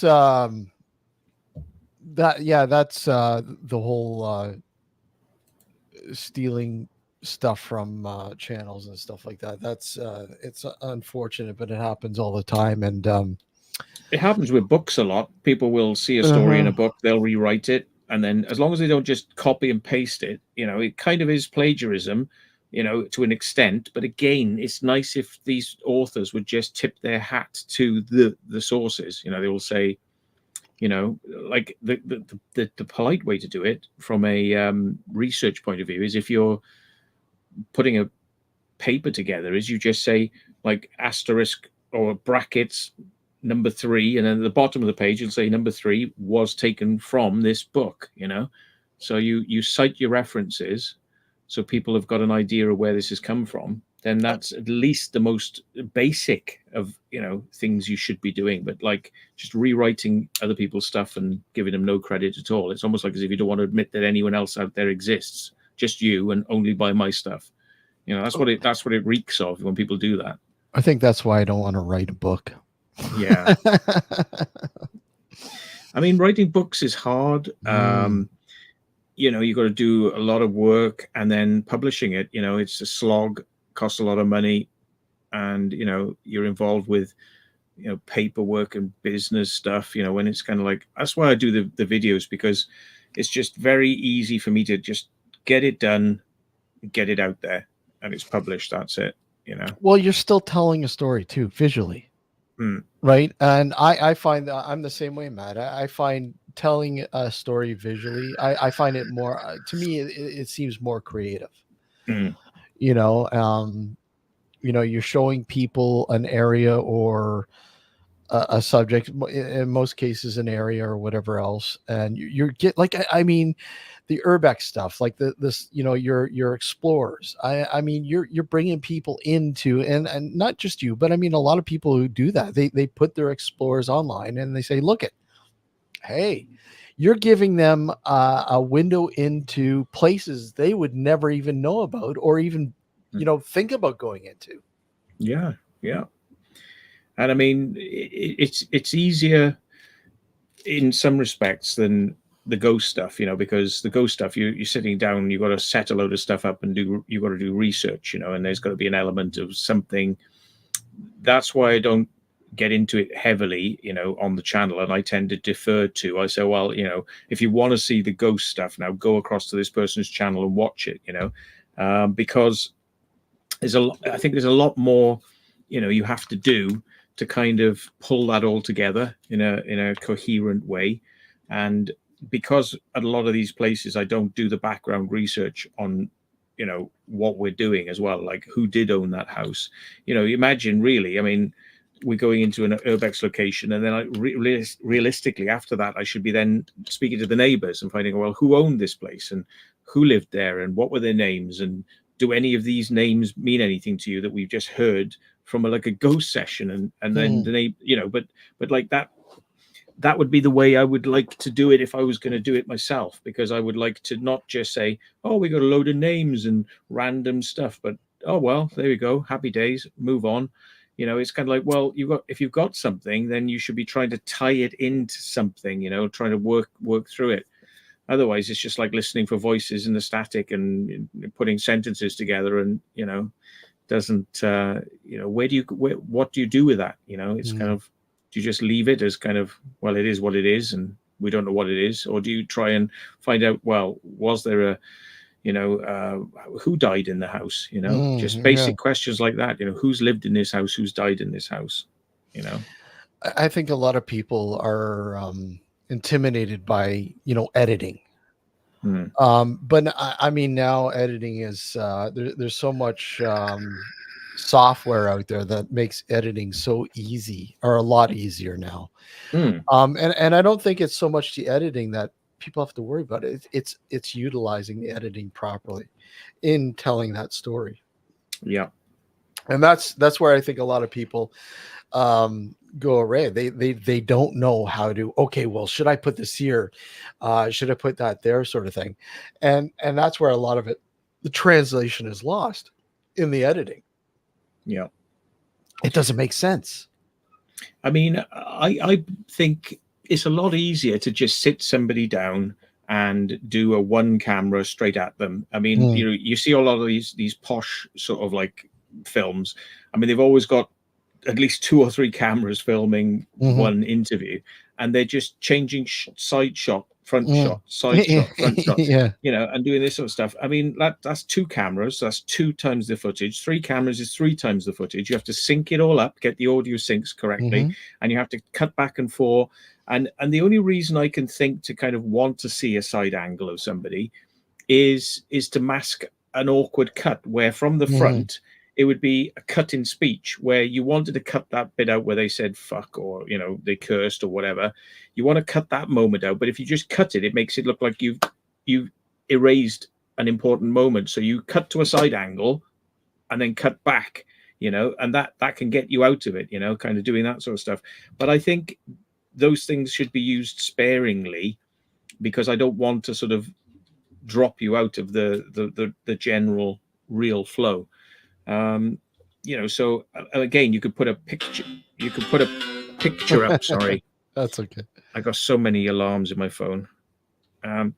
You can put a picture up which can mask that sort of thing, but a lot of people they do find it hard because they don't understand this linear process of kind of like going through the footage, finding a moment you want, and then cutting that and then moving it to the place where it's more needed, and they don't understand this process, and they kind of like find it very, time consuming and overwhelming. And I mean, I think some of the cheaper software, there probably are ways to do it in cheaper software, but it is very cut and shunt. It's like you just have a timeline and you chop a bit and then it's shunted together and that's it. So I think there are. Am I hearing somebody beeping a horn? No, yeah, there's I have the windows open here. So all right, I was wondering what's that sound? Yeah.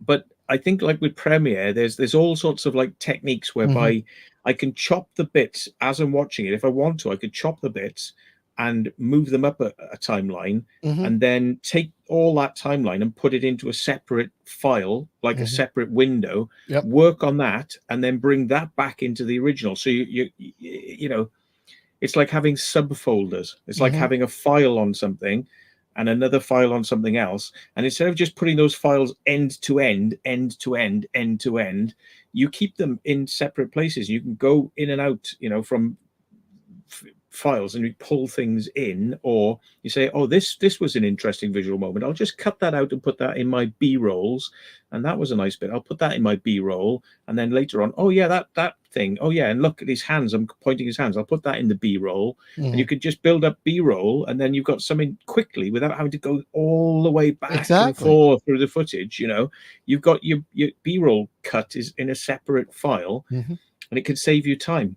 You know, but a lot of people don't know the techniques. They're kind of just stuck in this very linear, like I can only move forwards, and I don't know how to move back and move something back Mhm. from there up to here, and I don't understand how to bring things from there back and forth. It's not that hard, but you've got to get people past that kind of mental block, which is kind of like, yeah. And the only way you're going to do it is by trying it, and it takes time. It doesn't come overnight, Mhm. because what will come overnight is you'll edit, but you'll be stressed. And I think that Yeah.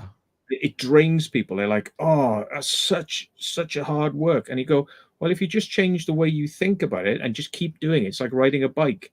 Eventually, you won't even realize you're riding the bike, because Exactly. you'll be looking around like you're not riding the bike anymore. You're just enjoying yourself now.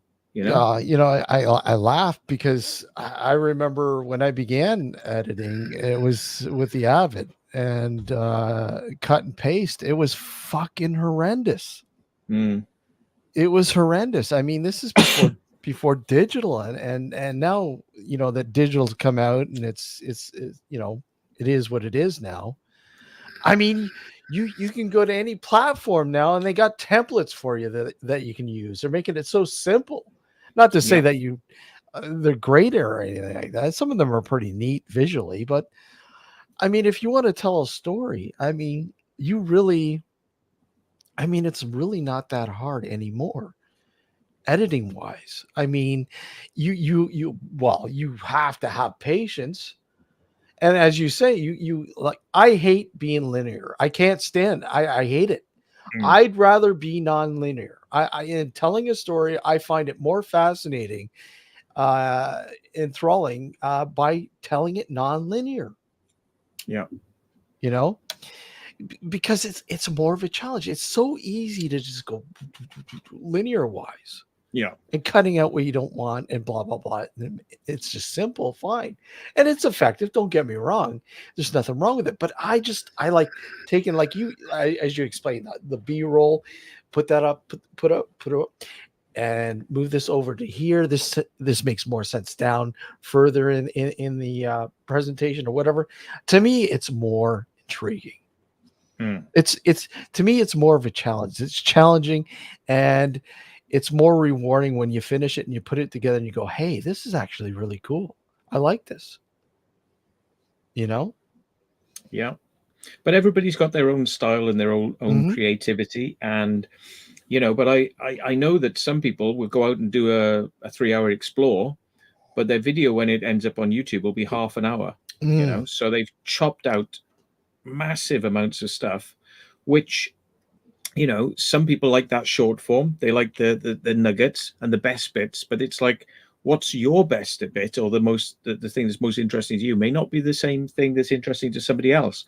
And you know, I think this is why, um, you know, people, I always say, use a stabilizer, use a camera Mhm. stabilizer, Mhm. not just because it stops the wobbly up down, it stops all that, which is great, you know, so you get more cinematic, but then you have to stop yourself from being choppy with the way you use it, because just because you're using a stabilizer, you can go, oh, look at the house over there, oh yeah, it's really good, isn't it? And look, there's a car up there, so you've just gone swing, fast pan, and that's quite distracting. So what you got to do is, like, say, I need to slow down, and this is where I am always saying to myself, now slow down. That's one of the things I'm doing when I'm filming, is just because we're here and we can walk through this building quickly is not the point. You need to give people at least 5 seconds on a window, and then slowly move over to, you know, the fireplace, and then stop. You don't go, here's a window, here's a fireplace, because it's just Yeah. like a room. It's a moving car, you know. It's like a car. The landscape's going past you, and you've got no time to see anything. So you do have to sort of like go in and then point to the corners of the room, but pause. And it's a really hard thing to kind of remind yourself. You need to stop, because even though it's video and it's a moving image, you can't move the image too much, because people aren't taking it in. Then it's just, It's you know, too fast. it's too fast. It's too fast. Yeah.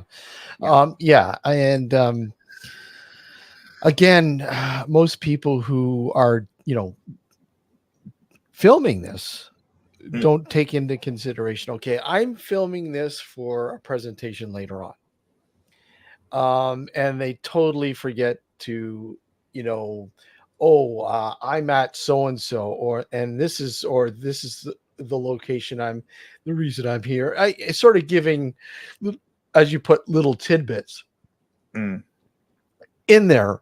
So when you do edit, it's there. Right? Instead of, now I have to think about putting I'll have to title it in, you know, or do a voiceover or whatever, you know, just, you know, to grandfather it in there so people know what's going on. Yeah. And then it becomes just too much. It becomes a challenge when you have to explain the subtext, you know, but you know, I do like dropping in into a long interview. I will drop something in, but when the interview continues, it's exactly where we left off. You know, it's exactly. So I may put a context thing in. I'll drop in a bit of footage, you know, from a documentary where this person has been interviewed by somebody else, you know, and I'll drop that in there, and I'll drop a few seconds in there, and I'll say, look, this is where that's from, you know, so people can go watch the original. But yeah, you know, I think you do have to kind of break things up a little bit. But I'm, you know, I like to do my stuff not as entertainment, but more as research. That's the way I see my stuff, as more research based. So it's for a more advanced audience that can, they want to have the same points repeated, like television. They do this thing. They go, he saw an alien in Nevada. And then 10 minutes later, they're going, so when he saw the alien in Nevada, and they repeat the same footage they showed you earlier on. And then 10 minutes later, they go, and the man who saw the alien in Nevada, and they and they repeat it again. They repeat everything 3 times throughout the whole show. And it's like, because they've not filmed a lot. So they have to repeat it. And they have to keep reinforcing and reinforcing and reinforcing what they've already told you. Well, hang on, that's treating your audience like an idiot. That's treating your audience like they can't keep up. You're saying your audience is too stupid to keep up, you know? And I think that, no, you should treat your audience with intelligence and think, you know, if you want to reinforce a point with added information, that's fine. But don't just keep going, oh yeah, and harking back to the same points you made earlier on. That's television. That's shit. Yeah, you know? I mean, people don't realize when they're watching a lot of these shows that there's, you know, it's edited. There's literally mounds and mounds and mounds of footage that they've, you know, scoured. Okay, let's put this in here and let's take that out. Right? Yeah. Like, yeah, again, going to a ghost, a paranormal TV show.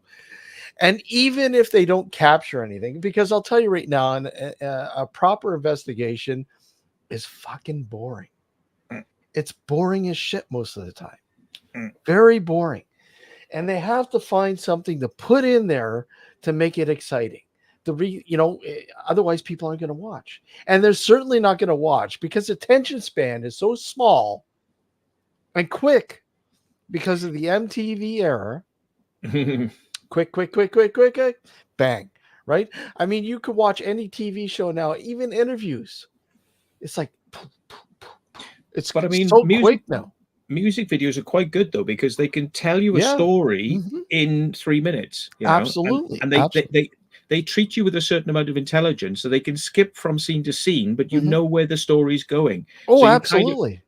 that's quite clever. That's that's a technique. Mhm. However, you're not going to be able to learn a lot from it because No. it's all just jump, jump, jump, jump. Yep. The worst type of videos are you've all seen them. When I describe these to you, they're obviously made by media companies like Mhm. media agencies, and their specific purpose in life is just to plagiarize any story from anywhere, Yep. including mostly a lot of the stuff that's already been published on the internet. So, like on YouTube, somebody's gone, "Oh, that's a really good interview with Elon Musk." Right then, I'm going to take out the key moments of what he said, which I want to put into a video, and Mhm. I'm going to pad that video from the 5 minutes of what he said, which was interesting, right? And I'm going to pad that out to an hour. And in order to do that, I'm going to use stock footage. So they go to a stock footage library, and like Elon Musk is talking about, like, oh, we're going to go to space, and then there's pictures of Russia, and it's like, and then there's like streets and cars going past, and then there's a woman holding a baby, and it's none of those things have anything to do with what Elon Musk is talking about right now. It's just Mhm. stock footage, stock footage, stock footage, stock Yep. footage, stock footage. Like they'll have somebody exchanging money and like anything, somebody pulling a pint of beer in a bar, and it's like it's got fuck all to do with what Elon Yeah. Musk is talking. They do it. They take a nugget, like Elon Musk said this thing. That's the sting for the video.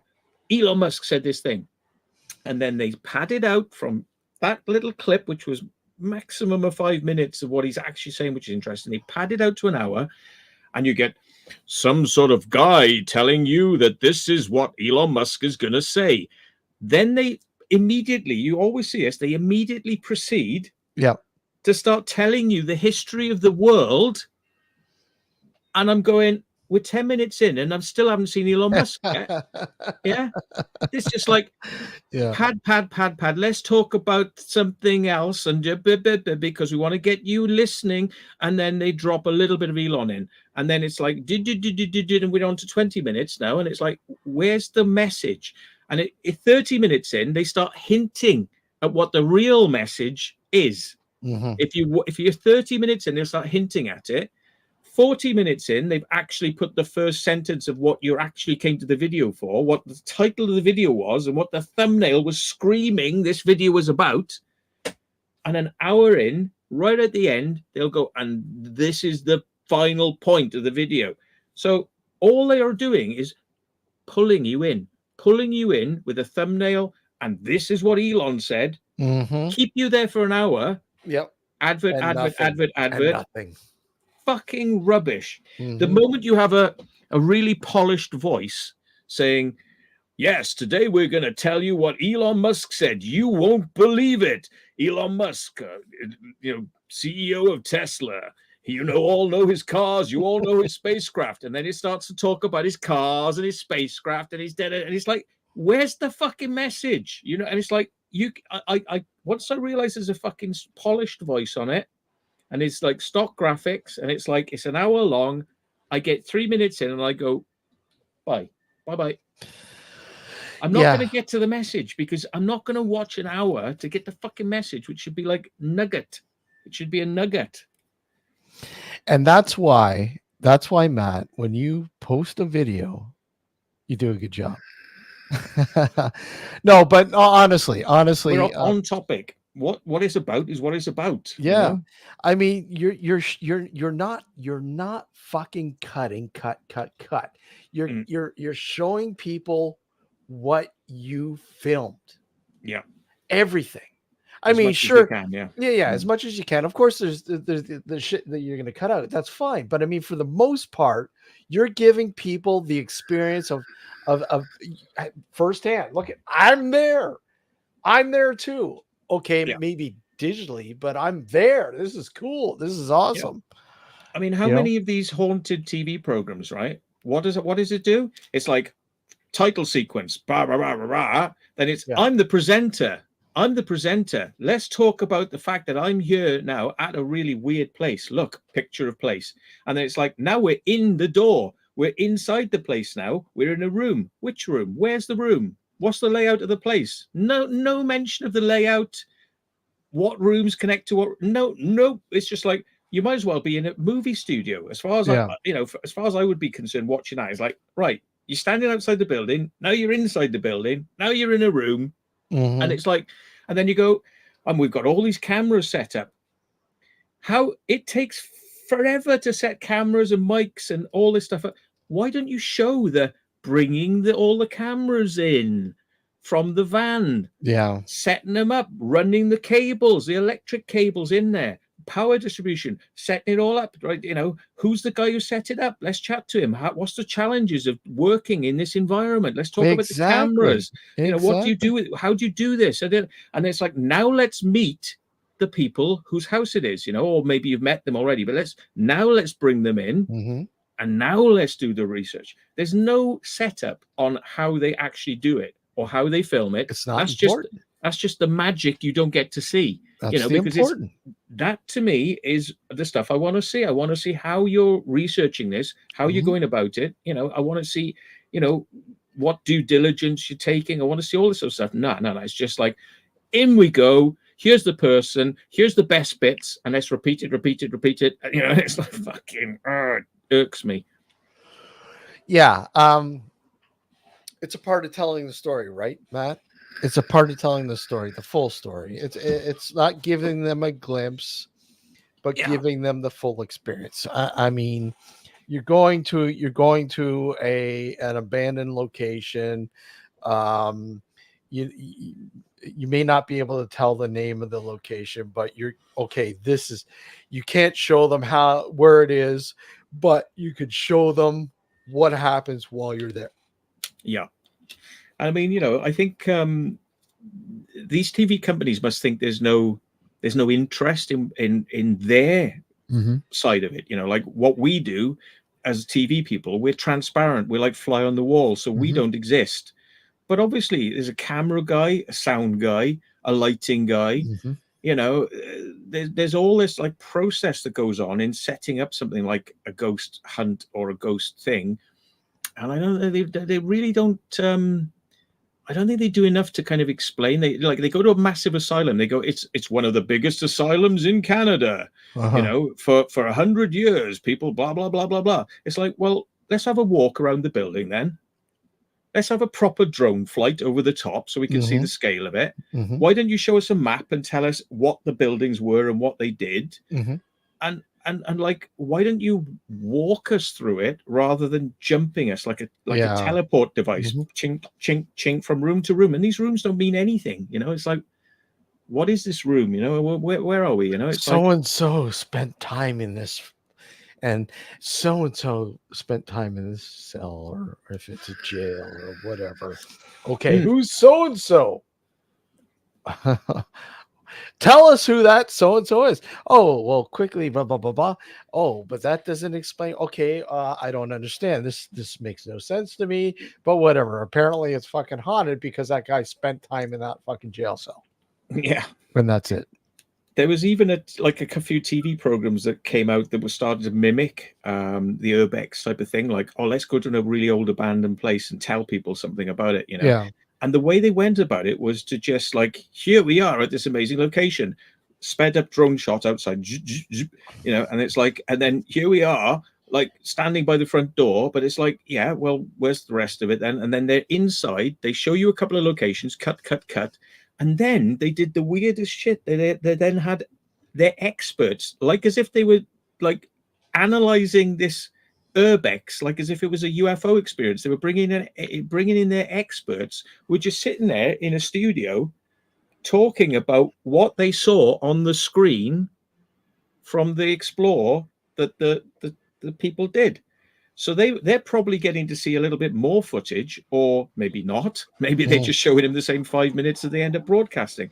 But they're showing them 5 minutes. These people are looking the thing up on Wikipedia and getting some information about the place, and they're sitting there as like experts going, yeah, well, this was a workhouse and an asylum, and it was like been going for 100 years. And then they cut to another expert and they say, yeah, apparently, like a very famous person stayed in this asylum. And it's like, oh yeah, great. Cut to another expert.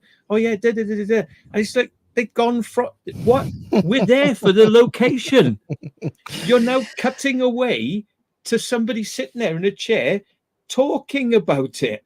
Mm. You know, you might as well be a radio program at that point, because you know the whole thing about exploring that place is you go in and explore around it. You know, that's it. Use these people as like a little thumbnail in the corner, or just use their voices in the background whilst you're walking around and filming it, because I think they're trying to sort of say, oh yeah, we can do urbex, but we can do a better job because we've got these experts. And it's like, no, all you're doing is you're doing a talking head show now. It's not urbex. You know? I remember when I shot my first documentary, I think it was back in 2007 or 2009.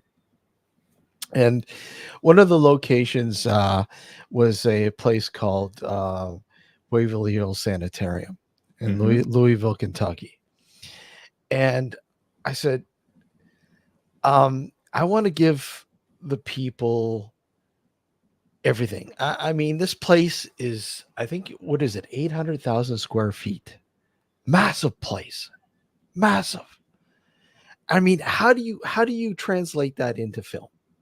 You gotta show, like when you're driving up, that dirt road, and you get by the foliage of the trees, and then all of a sudden there's this huge opening, and then all of a sudden you see this massive building, and you go, wow, that's fucking huge. So you give them that sort of, oh my God, this is like massive. Yeah. 5 floors. And it just, I said, look it, you gotta wide scope this. When you go into that opening, you gotta give them the full view of what it looks like. And I'm telling you, man, when I watched the footage afterwards, I had shivers, man, just by looking at the footage. I'm like, wow, this is gonna work. I mean, people will get shivers just by watching that alone. Right? It's not, oh well, 600 or 62,000 people died in this location, and giving all the history about the fucking place. Who cares? Well, people do care, but I mean, at the most part, I don't know, visually. Give it to them visually. Yeah. Give it and say, wow, this is, oh my God. As you're giving it to them visually and saying 62,000 people died here. What? Wow, this place is massive. You know? Yeah. And that's why drones are quite good, because they can give you that perspective, and I wish I had a drone.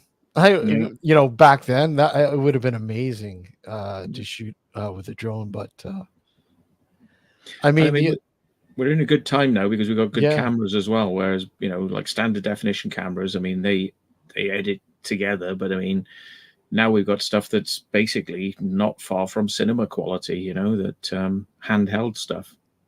Yeah. Oh yeah. So some of the stuff's amazing. I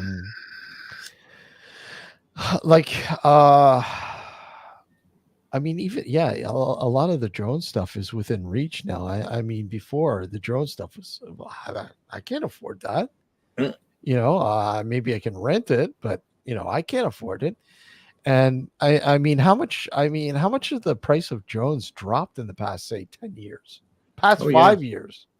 I mean, you could pick up like a Mavic Mini 2 or something for about £300 or something, maybe. Yeah. And it'll get you going. You can't fly it in high winds rather. But you can get into this with very minimal money. The drone that we use for this one that I'm going to premiere tonight was, I think, a Mavic Air 2. I think it was called. Yeah, they're not bad. I mean, if you don't have a big budget, you can buy a cheaper drone. It'll still give you a bit of an experience. But I recommend the DJIs because they're quite reliable. They don't tend to fly away and screw around. you know. But yeah, you know, just remember there's a lot of ways you can tell the story. You know, having a good light is Mhm. essential, because it's all well and good to walk around a building with a tiny little torch with a tiny little spot, you know, that, Yeah, yeah. you know, and the GoPro that you've got on your head is going fuzzy because Mhm. there's not enough light. Yeah. You know, 90% of what I would do is, I would say, looks acceptable because I've got big lights, you know. Mhm. So even before you get a drone, if you're thinking about getting into filming, you need to think about light. It's really, really. There we go. Well, I mean, with the GoPro, I mean, I looked at a lot of the lights for the GoPro. They don't seem that great, though. Yeah. So, I don't know. I mean, you could get another handheld light, maybe.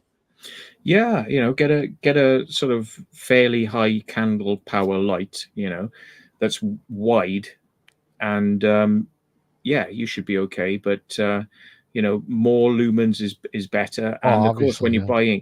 when you're buying these things, they'll all say, "Oh, it's got a million lumens," and it's like you get it, and it's like, no, you've got an old torch, an old mag light that's brighter than it, you know. Yeah. So you really have to go for what people recommend. So do a bit of research on, you know, what are the good lights out there, and, you know, buy a named one that, you know, if you're going to buy something and you go, oh, I saved loads of money because I only paid a tenner for this and it's supposed to be 16,000 ANSI lumens. As you go, right, let's see your 16,000 ANSI lumens and let's see my 16,000 ANSI lumens. You see the difference? And they're like, oh, I'm like, yeah, that's a tenner. Mhm. That's £160, you know, and it's just it's like night and day. And you really do need it, you know, like most cameras are not that sensitive on light. So if you've got a Yeah. crap camera, you have to supplement it with light, you Mhm. know. No two ways about it. If you don't, you're gonna have fuzzy, grainy footage. So you just have to get your head around that. And a lot of people find light invasive. If you're not used to filming, a lot of people they find it intrusive having a big light, but it goes hand in hand with filming. It's like you want to do filming, get used to having lighting, you know, because otherwise your footage is gonna or spend thousands on a really good camera that can see in the dark pretty much, and then it's going to look good even if you don't have lights. But hey, see, you spent £2,000 on a camera which can now Mhm. film in the dark, or literally candlelight, which some can do, Mhm. or spend £200 or £300 on a camera and £200 on a light. You see, you save money, but you have to do it. It's either spend a load of money on the camera or crap camera but big light. Mhm. You know, you got to do it. You know, And a light is registered in lumens pretty much now, right? I mean, they don't even use candlelight anymore, do they? They don't mm, use that range. It's lumens yeah, for the lumens. most part. Yeah. So the higher the lumens, obviously the brighter the brighter the yeah. Yeah, it's so what about okay, let's get into this. So we're talking about, how you capture your explorers or whatever. However, you like to bring in everything, the raw footage, blah blah blah, and all that kind of stuff. But was there ever a situation that look, I'm filming and something fucking really crazy happens, just absolutely insane, you're like, holy shit, happens, and you're like, oh well, I'm gonna have to cut the camera, or you keep the camera going Yeah, but you keep the can't camera show going. it. Yeah, yeah, keep the camera going. Keep it for your private reel. So I've had to do that a few times, but Mhm. generally most of the time, I find whatever goes on, no matter how weird or wacky it is is part of the explore. So I mean, if the police come, try and film it. You know, if an angry owner comes, film it. You know, if you try and film everything you can, and yeah.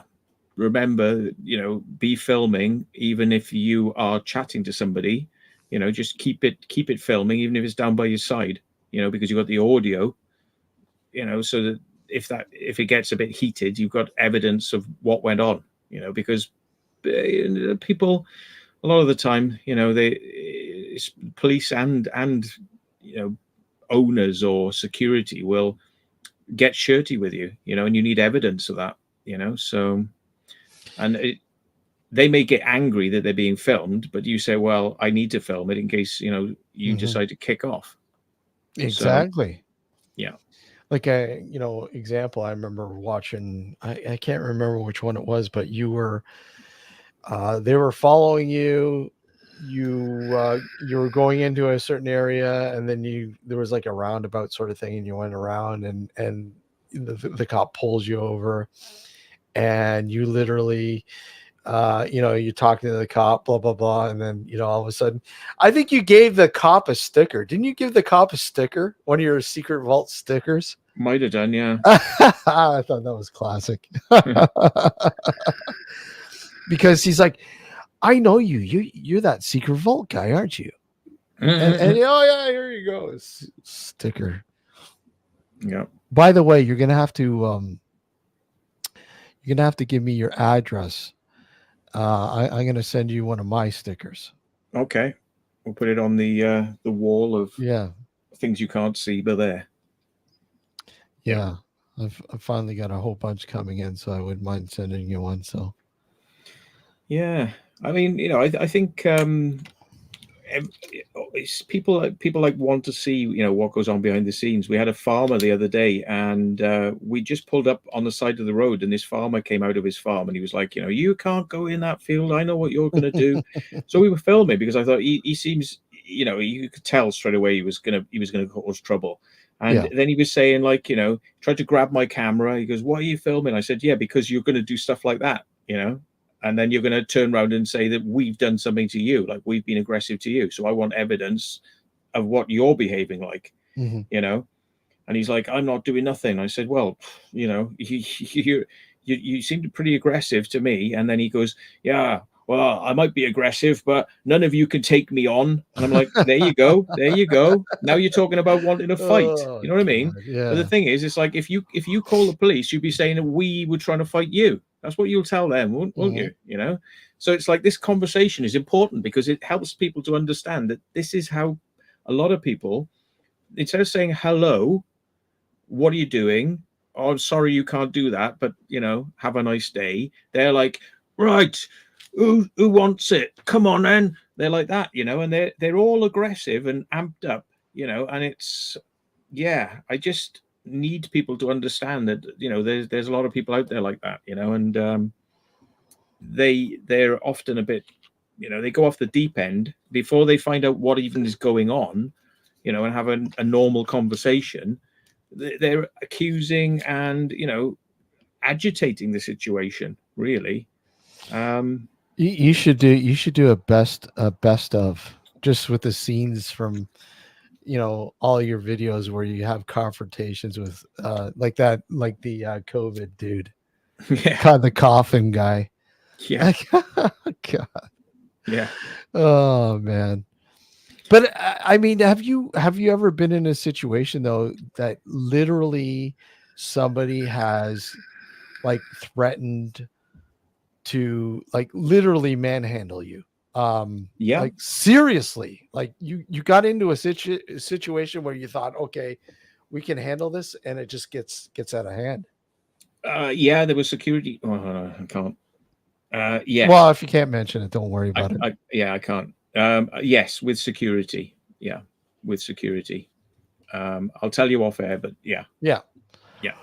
But I mean, there's always that where you think, like, I mean, most people, they go into these places, they think, okay, everything's going to be fine. There's not going to be a situation, and then all of a sudden, for instance, you go into a location, and then all of a sudden somebody falls and hurts himself really bad, or we're life and death situation is like reality kicks in, and you're like, holy shit. Have you ever had that? Not where somebody's injured themselves to that level, but I mean, I've had people put their foot through a floor and then really bruise themselves up, and they're limping around, because they've injured themselves quite badly. Mhm. And the key thing, I think, is, just because you're filming, you should still be looking where you're walking. The camera's in your hand as an aid. Mhm. You shouldn't be looking through the camera walking forwards. You literally look first and Mhm. film second. It's like, because if you're using a stabilizer, you won't have to worry about shakiness or pointing in the wrong Yeah. direction. Yeah. But you do have to be aware of your surroundings at all times. And you know yeah, worry about what you're doing first and filming second. Just have good enough camera equipment so that you don't have to worry about it. Mm. Yeah, yeah. Because I mean that's a reality with going into a lot of these places that, hey, a situation could, run a ray so quickly and within seconds that, you need to be prepared. Yeah. Right? I mean, you've been out with a lot of people who urbex. I mean, do you think a lot of these people are prepared for something like that to happen? Well, this is why I always say it, even though it makes great urbex footage, and Yeah. from time to time, I like, may go somewhere on my own. But you need to remember to tell people, if you're on your own, you need to tell them, not just sort of like, I'm in this rough area. You need to say, I'm at this location, and get into Google Maps, get a pin up, and copy and paste that into a text message that you send to somebody. This is where I am right now. Because you're just about to go in somewhere where you could collapse to a floor, bang your head, be Hmm. bleeding out, unconscious, and they won't find you for days. You'll probably Yeah. be dead. um that's why I do tend to say it's always better to go with more than one person, and it helps if you get into an encounter, because there's going to be more of you, and we're all going to be saying, oh, calm down, it's okay, Hmm. like, yeah. But one to one, somebody may try something because they're like, oh, I've got an advantage here. One to one, I'm going to fight this guy, and they'll try it on, where they're less likely to do that when there's a few of you. um so that helps diffuse awkward situations. um Also, I think as well, if you're going as a group of people, I mean, if you encounter the police, it helps there, because you say, well, no, we're all independent people, but we've come to do this thing, and we're not causing any trouble, and we've got it all on film. So again, one great reason to be filming the whole time. And a lot of people I know, they just film a bit, turn the camera off, walk around, film a bit more. How are you going to prove that you didn't break into somewhere, right? And that you haven't caused any damage? How are you going to prove that? Hmm. Because the police could say to you, oh, yeah, well, what evidence you got? And you say, well, I've got some footage of us in here. No, I want to be able to say to the police, look, I can actually, if you want to sit down and watch it, I'll show you us walking from the outside hedge or fence all the way to this building, and it's open. I can show you that. And I have had to show police once or twice that sort of stuff, and they go, "Oh, I can. Oh, yeah, fair enough. I can see that you haven't broken in." But I mean, that's why it's really important. So even if you've got a body cam on, it's better than nothing. You may want to not be filming the whole time, but have a body cam, because that little £100 body camera that's filming the whole explore might be the one thing that gets you off Mm. trouble with the Yeah, police. yeah, yeah, You know? exactly. I mean, yeah, exactly. You never know. I mean, you might go into a location one evening and then, a couple nights later, some massive damage happens in that place from some other group that decides to go in there. And, you know, somebody notices that you posted something or whatever, like an adventure in there. Okay, well, let's go see this guy and talk to him about it because it looks like he was just in there not too long ago, Yeah. you know. But yeah, exactly. Um, yeah, that is perfect. I mean, I wholeheartedly agree. Document everything. Yeah. Just to cover your ass. Exactly, cover your ass. And I mean, Uh, if you're doing a ghost thing, like, wear body cams. And if anyone says like, oh, they faked that shit, it's like, show them the whole thing. You know, Mhm. like we walked in, we would see us walking around setting shit up. It's all boring. It's boring, you know, but it proves to people, you know, it's like, if you don't want to take our word for it, here's the whole thing, you know. And that's why I generally, what I do is I do a what I call a dub, which Mhm. is every bit of footage unedited, swear words, everything, all the Yeah. bits you probably wouldn't want to put in there, you know, like embarrassing bits, like, you know, sort of somebody doing like urinating in a corner and you film them, and it's like, you know, yeah, you know, all that's in the dub, and you Yeah. keep that, just keep that. It doesn't have to be high res, it doesn't have to be a massive file, just keep it, you know, because it's there, you've got it, you know.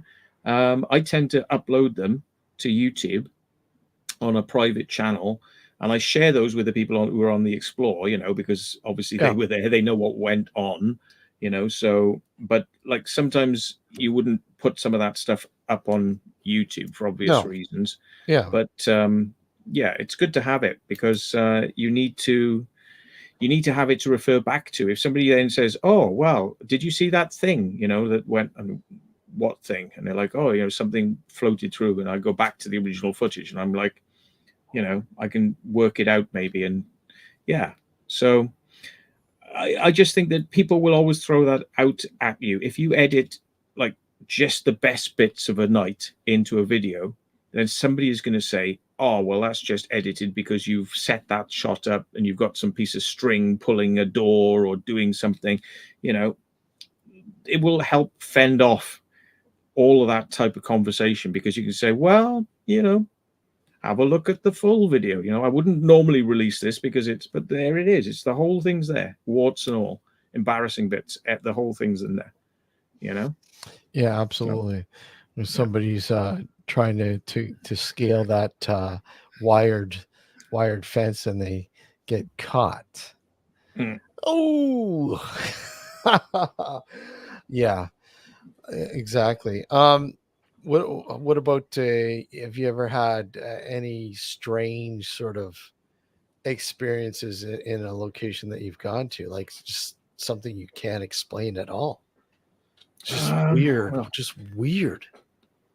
we did a ghost thing with Andrew and Dan, Uh-huh. and yeah, that was in a place called RAF Henley. Mm-hmm. And most of the air base now is being turned into new buildings, but there's a very old section which they haven't demolished. It might be because it's listed. And so we went in there and we were doing spirit box things, and Dan set up some perimeter devices that would go off if there was any movement. And yeah, so he was doing the radio thing, and we were sort of asking, you know, like, who's here? And it was saying things like military, and certain words that were coming out was like, oh yeah, military, this, that, the war, and things like that. So I think there were things like that going on, which was interesting. Mm-hmm. And then all of a sudden, Andrew said, I tell you what tends to work, like if it's military and war, doing the sound of an air raid siren tends to kind of like amplify things. So he brought it up on his phone on YouTube, like air raid siren, and played it in the room. And he played this thing, this air raid siren, and I can't remember what it was when he'd actually stopped, or if it was during, but like you could clearly hear, I could extremely clearly hear footsteps, you know, of because I think we said, like, you know, Andrew was like, yeah, he did something else as well. He said something like, you know, is there anybody here? Come on, stand to attention, you know, da, da, da. He was doing that sort of thing, like, you know, trying to sort of, you know, rally the troops, you know, kind of like get it going, you know, come on, we're the military, come on, you know, like air raid, quick, you know, because this was an RAF base, it was at risk of being bombed, you know, and it was like, and then all of a sudden you heard like a load, like not just one, but a number of footsteps, maybe like 3 or 4 footsteps, like running, like, you know, with boots running down a corridor that sounded like it was just outside the window, but they couldn't be running down that because it was full of all branches and trees had grown up, but it sounded like it was just outside where we were, and it was like and ran like that, and it was like, whoa, you hear that? Yeah, That's and we crazy. caught some of it. You could hear some of it, but it was very muffled. But your ears pick up so much better than microphones and Oh yeah, things like that. But you could hear it. But I mean, it was quite pronounced, like ran wow, right past us. crazy. And we're in the middle of the night, in the middle of nowhere, and it would be hard to get in and out of this building without us hearing you getting in, because you'd be stepping on rocks, glass, scuffling. You know, we would hear you. You know, and we had devices set around the place so that if a fox or a badger or a human walked there, it would be picked up and the device would start going off. So none of those devices have gone off, but we're hearing footsteps running through. Wow, that's insane. So, you know, Yeah. Sort of like a trigger item or a trigger, something that would trigger, or what's the word I'm thinking of? Not trigger, but an accelerator or not accelerate. And some people will tell you not to do that. Oh, Andrew not. blows a thing called a death whistle, which is Oh apparently yeah, right yeah. here. Yeah. So you blow. Go on then. Wait. Supposed to sound like a woman screaming. Yeah. And this one, it's a replica. It doesn't work very well, unfortunately. But yeah, death. But It's provoke. That's it. provoke. Provoking is in some circles is taboo. They don't want you to do that. Well, any, you know, I would say like going on a skywatch and like using lasers and, you know, maybe using a radio and transmitting and, you know, anything that's in your arsenal that you can use to try and stimulate an event to actually take place is a good idea. That in would my be book. interesting. Yeah. That. You know? Oh yeah, absolutely. I'd be all down for that. I mean, I'm talking about in a you know, in terms of Ghost a hunts. paranormal investigation, like a ghost investigation, where people will say, "Well, we don't want you, you know, calling out to something that might be malevolent or evil or something like that," and I'm like, "Oh, are you kidding me?" Well, I mean, who writes the rules for this stuff? You know, Exactly. whatever works, and you know, you're going there to have an experience. If you know something is more likely to create that experience, I would say that's a valid tool. It's like, you know, Yeah. what was a radio like? I mean, you know, taking a radio in there and hearing the voices on that. Somebody would be like, "Oh no, you should just sit there and wait until a ghost walks through the room." It's like, well, you know, we're just using extra tools, which, Mhm. you know, enabling you to kind of get some sort of reaction. Well, it's like, the impression that a lot of people get with a Ouija board. Oh my God, don't use that. You're going to open up a portal and you never know what might come through. But yet you're doing the same thing when you do an EVP session. Yeah. It's no different. You're trying to make communication. Yeah. So honestly, to be honest, the fucking Ouija board is a fucking game. It's the intent, if anything. If anything, why that works. And the thing is about that puts me off Ouija boards versus Mm-hmm. like EVP is that some people can influence the movement. So I've a few times I've kind of got the impression that it is other people subconsciously, not consciously, putting a message out there. Their unconscious is putting a message out there. Yeah. Now, if you can then tally that information that nobody should have known to something real, an event that you then find out was real later on, that becomes more interesting, I think. But just on its own merit, messages you get through a Ouija board, you could be dealing with the psyches of the people who were there, you know. Absolutely. Whereas an EVP, well, how are you making that's a random thing, you know. That's where we cannot make the radio say words. But if they start popping out in something like we were down in Aleister Crowley's house, and it kept on saying Aleister Crowley, magic, and you know, and it was coming out and out and out. Well, if that was a Ouija board and it was saying Crowley, Crowley, Crowley, everybody would be going, oh yeah, but you could be pushing it round to say Crowley. But if it's coming out to the radio and you're hearing it, isn't that better? That's much better to me, because like how could that random, you know, thing of a radio changing frequency be hitting those words when it's changing? It's influenced. It's influenced by a presence, perhaps, that is utilizing those signals or those frequencies into trying to make some sort of communication.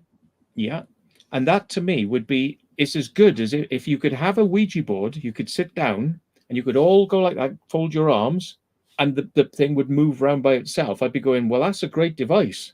I'd be going, that's a really good tool. However, you know, the moment you put fingers on it, there could be an influence. So a lot of people are going to be turned off by that idea. Whereas the EVP, catching something on video or audio or something that we can't consciously, or as far as we know, we can't influence that. Yeah. But could we? Maybe it's the people who are present are projecting something randomly telepathically into the radio or into the camera, or you know, maybe we are projecting it. It's a possibility. Maybe we ourselves are projecting that into the devices. Well, it's like you know, adolescents, teenage, especially girls, reaching adolescence with poltergeists, and how that sort of transition into such a like, I guess, a ramped up sort of energy sort of scenario influences poltergeists, or at least theory wise. Why can't that be the same way with this? Exactly. Yeah, exactly. But I think from a pseudo scientific, but it stands on its own feet a little bit better. I think those types of capturing it on video, audio, or some sort of thing where random chance, you think, well, that shouldn't be coming up with this so many times. It's more than just random chance. You know, there seems to be a pattern forming there. That is better, I think, as a form of representation that you can take forward to other people to kind of go, can you explain that? We can't explain that, you know. And it does seem to work a little bit more reliably than, you know, just sitting there and waiting for something to happen or waiting to see a ghost. But I mean, you know, you capture a ghost, people are going to go, well, what is that? You know, did you fake that? Did you fake it? So, you know, again, it all comes down to the integrity of the people who are doing the investigation, and the fact that maybe they're prepared to show you all the footage, you know, so they could show that it wasn't something that was set up, you know, it was just randomly caught, you know. Just, you need that kind of backup, because you're trying to convince people beyond, you know, that reasonable doubt that although you can't explain it, that something was something. It was something, you know, there was some sort of something was going on. Yeah. I'll tell you in a sec. Paul's asking about who the Italian, not Marconi, it was, I'll tell you in a sec. Actually, we just had Michael Esposito talking about it, because he's a part of he did the forward of a new book on the guy's research. Oh God, what the hell's the guy's name again? Where are we? Bear with me, guys. Oh, where are you? That's driving me nuts. Now I can't find it. Go figure. When I gotta find it, I can't find it. I'll just go to his. Oh, maybe it'll be here. It'll be on this page.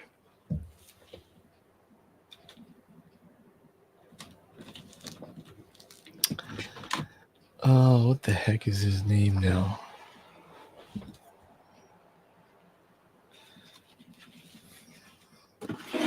course, now I can't find it when I need to find it. I can't find it.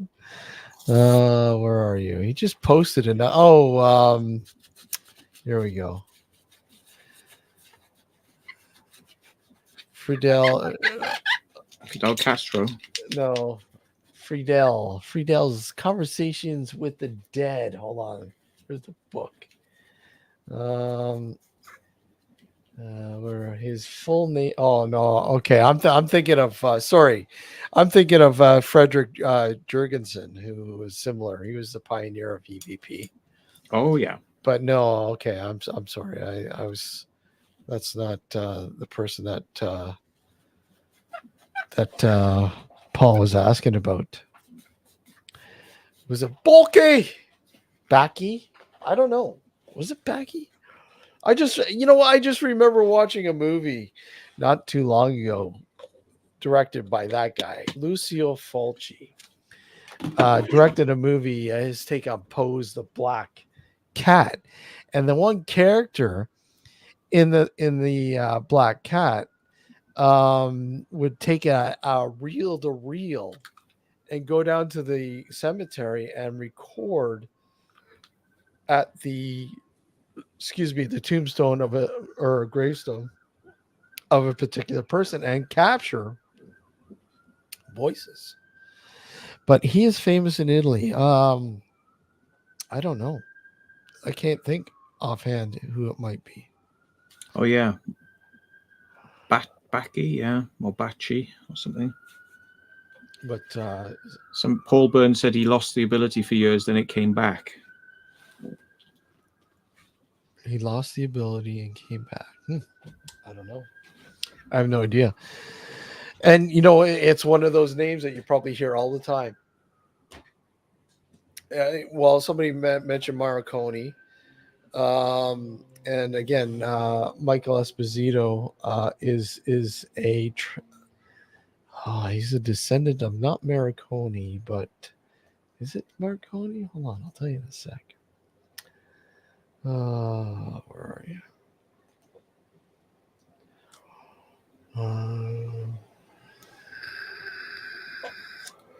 Not Marconi. Let's see.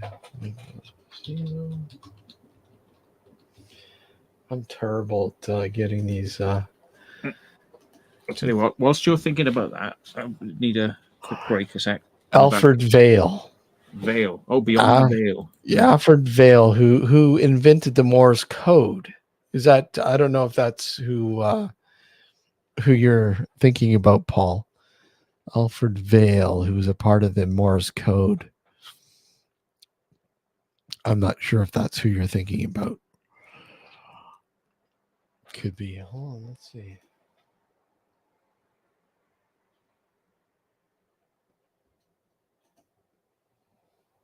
No, Arthur Vail. Sorry, he was American. Sorry.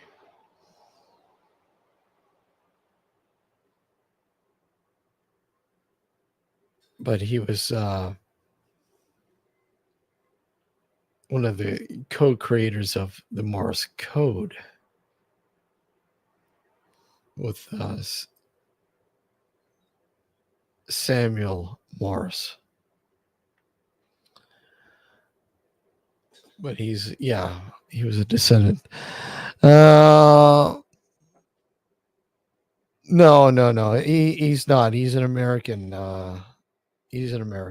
My mistake. Alfred Vail was co-creator of the Morse code with Samuel Morse. Actually, I'm just going to play something.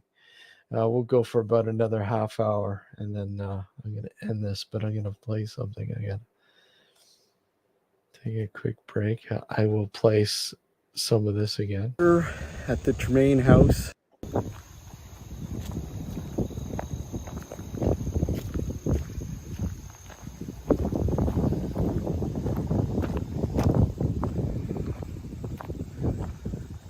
Wow.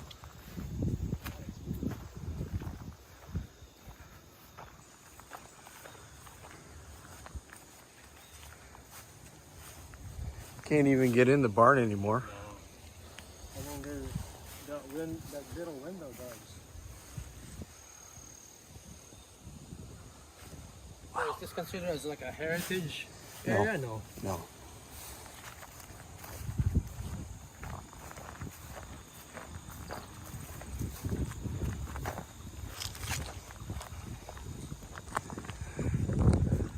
I could show you some footage of this when it was still standing.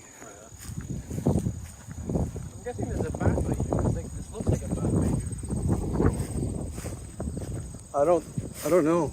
It's been like I said, it's been probably 2019 when I was here last.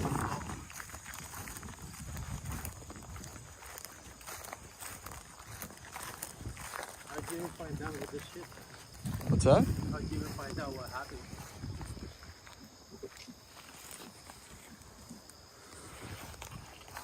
How did I find out? Yeah. You just search up the address and it pops out? No.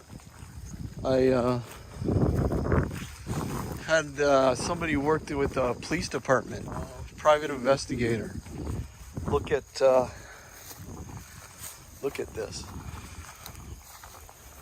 Holy. Yeah. Almost gone.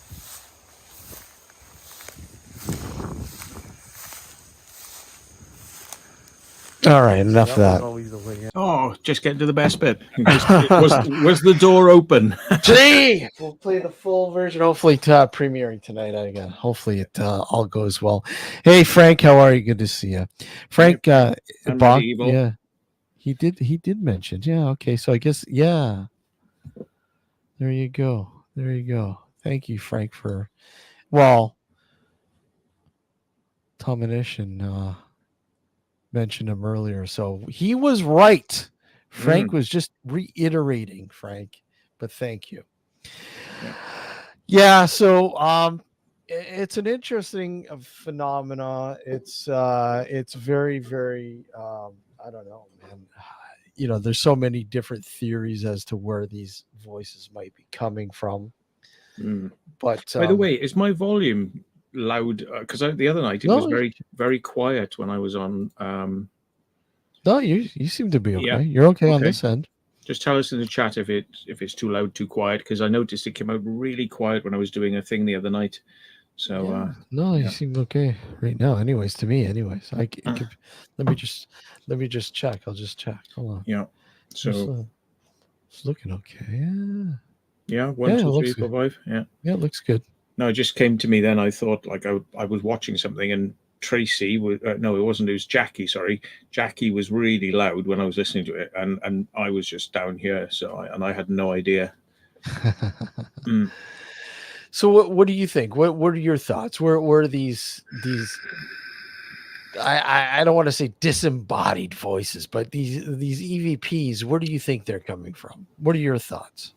Well, I think if when we die, the part of us which is the essence, the spirit, is obviously very ethereal. It's energy, and energy is not a physical matter. Well, it exists in the physical universe, but it's not physical as in it doesn't have a lot of mass.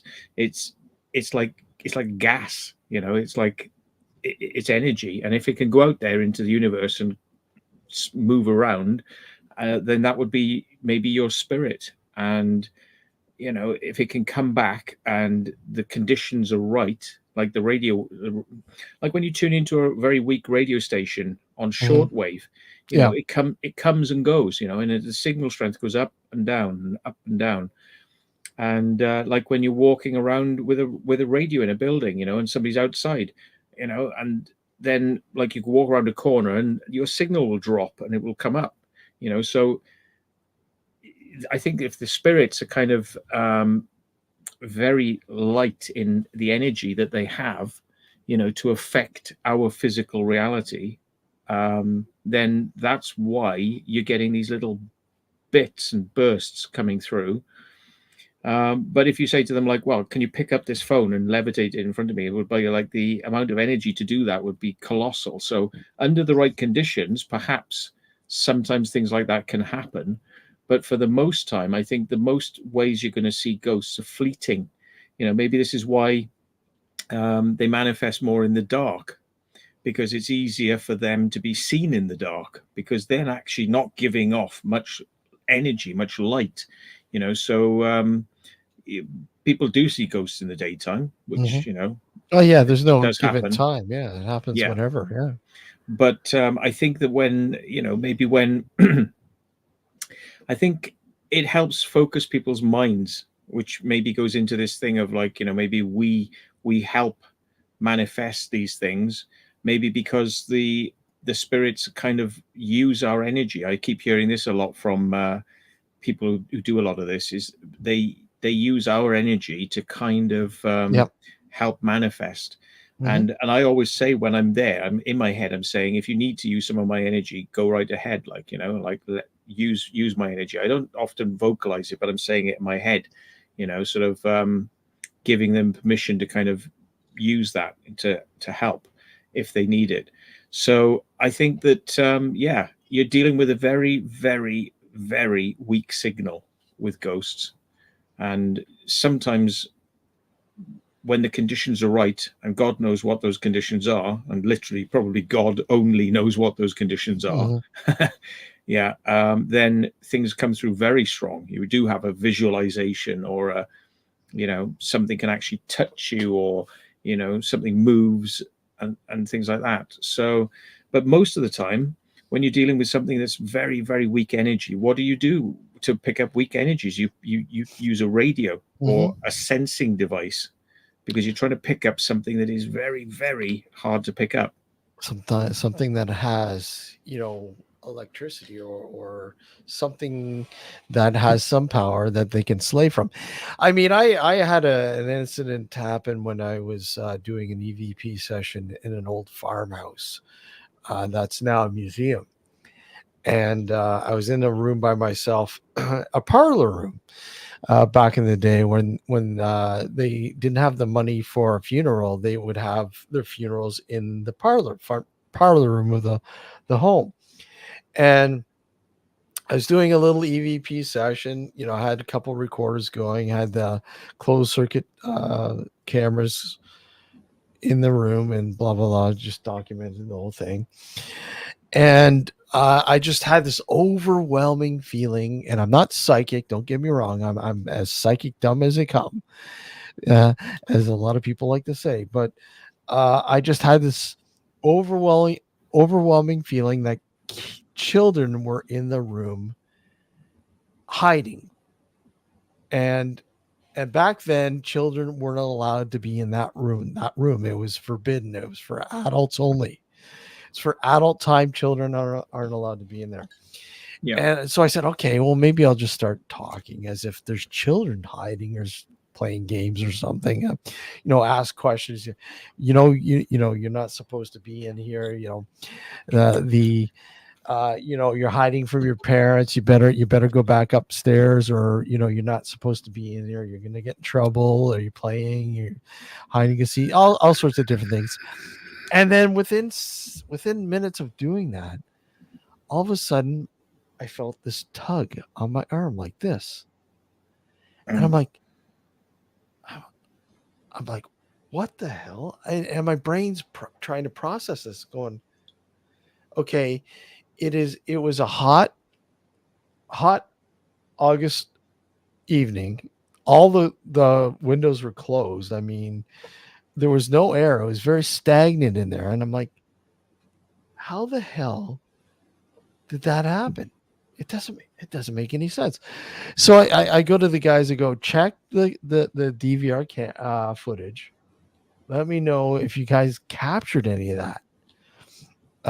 Nothing on camera. Couldn't see it. It was just too far away. Not enough light. Can't see it. And I said, okay, well, check the audio. Check the audio. Just sync it up to around that time. And as they were listening to the audio, they could hear what sounded like a woman who might have been very sick, or very, like, next to no energy, mumbling and trying to formulate words. Like, kind of like that. Mm. And then all of a sudden you hear children laughing in the background. It was the oddest thing that ever happened. I'd never had anything like that ever happen. Yeah. Weird. Just weird. I mean, one of the craziest ones I had, which if only the cameras had just been pointing in a slightly different angle, we would have caught it on camera.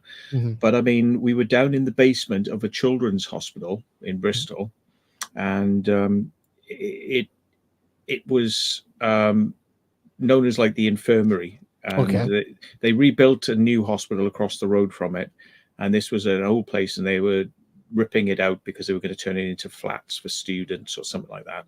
Yeah. We were in the basement, and it had a great atmosphere because it was like one of these old hospitals, still had some stuff in it, you know, and it had that kind of atmosphere of, wow, you know, this is a great place. You know, if anything was ever going to happen, it'd be really cool if it happened here, sort of feeling to it, you know.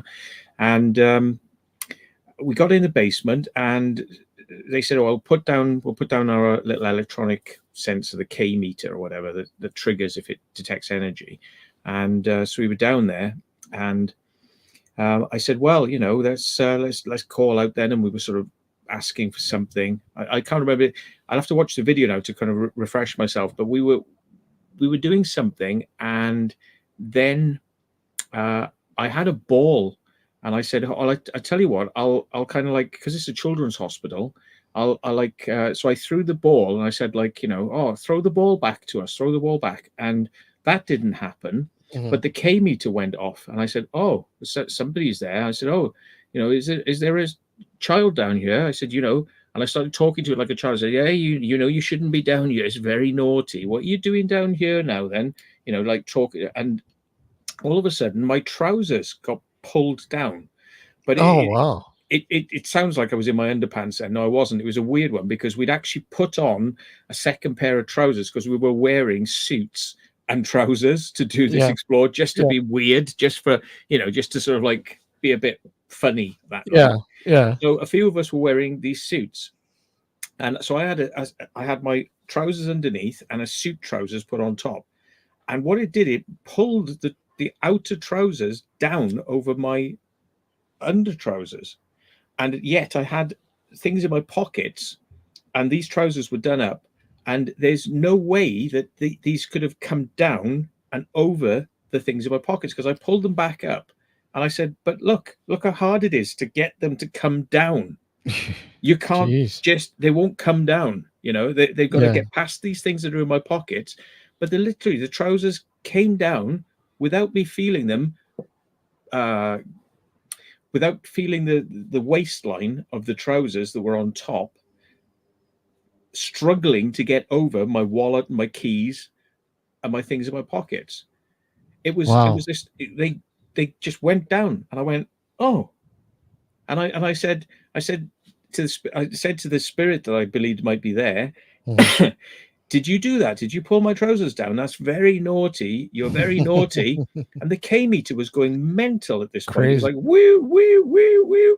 And it was like, so I think we had a little mischievous child that used to sneak around, which is probably something I would have done if I was in a hospital like that. I'd be sneaking around and look at all these corridors. It's amazing. It's like a labyrinth, you know, and he's sneaking around, and he's kind of like, you know, finds it funny to kind of, that was probably his little joke, was trying to pull the trousers down, you know, like pull your trousers down.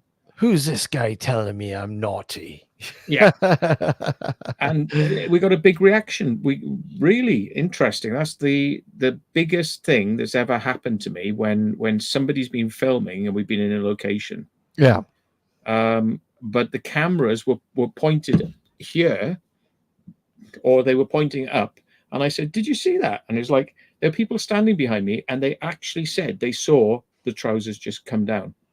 They physically saw it with their eyes. Wow. But we weren't filming at the, you know, what with the camera. We were filming, but the camera was in the wrong angle. It wasn't. If it had been pulled back wide angle, you'd have seen those trousers come down.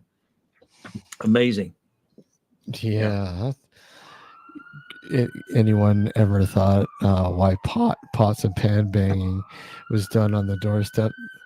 That's old school spirit warding off. Yeah, I mean, even during, I know here on New Year's Eve, You've gone very quiet. You've leaned back.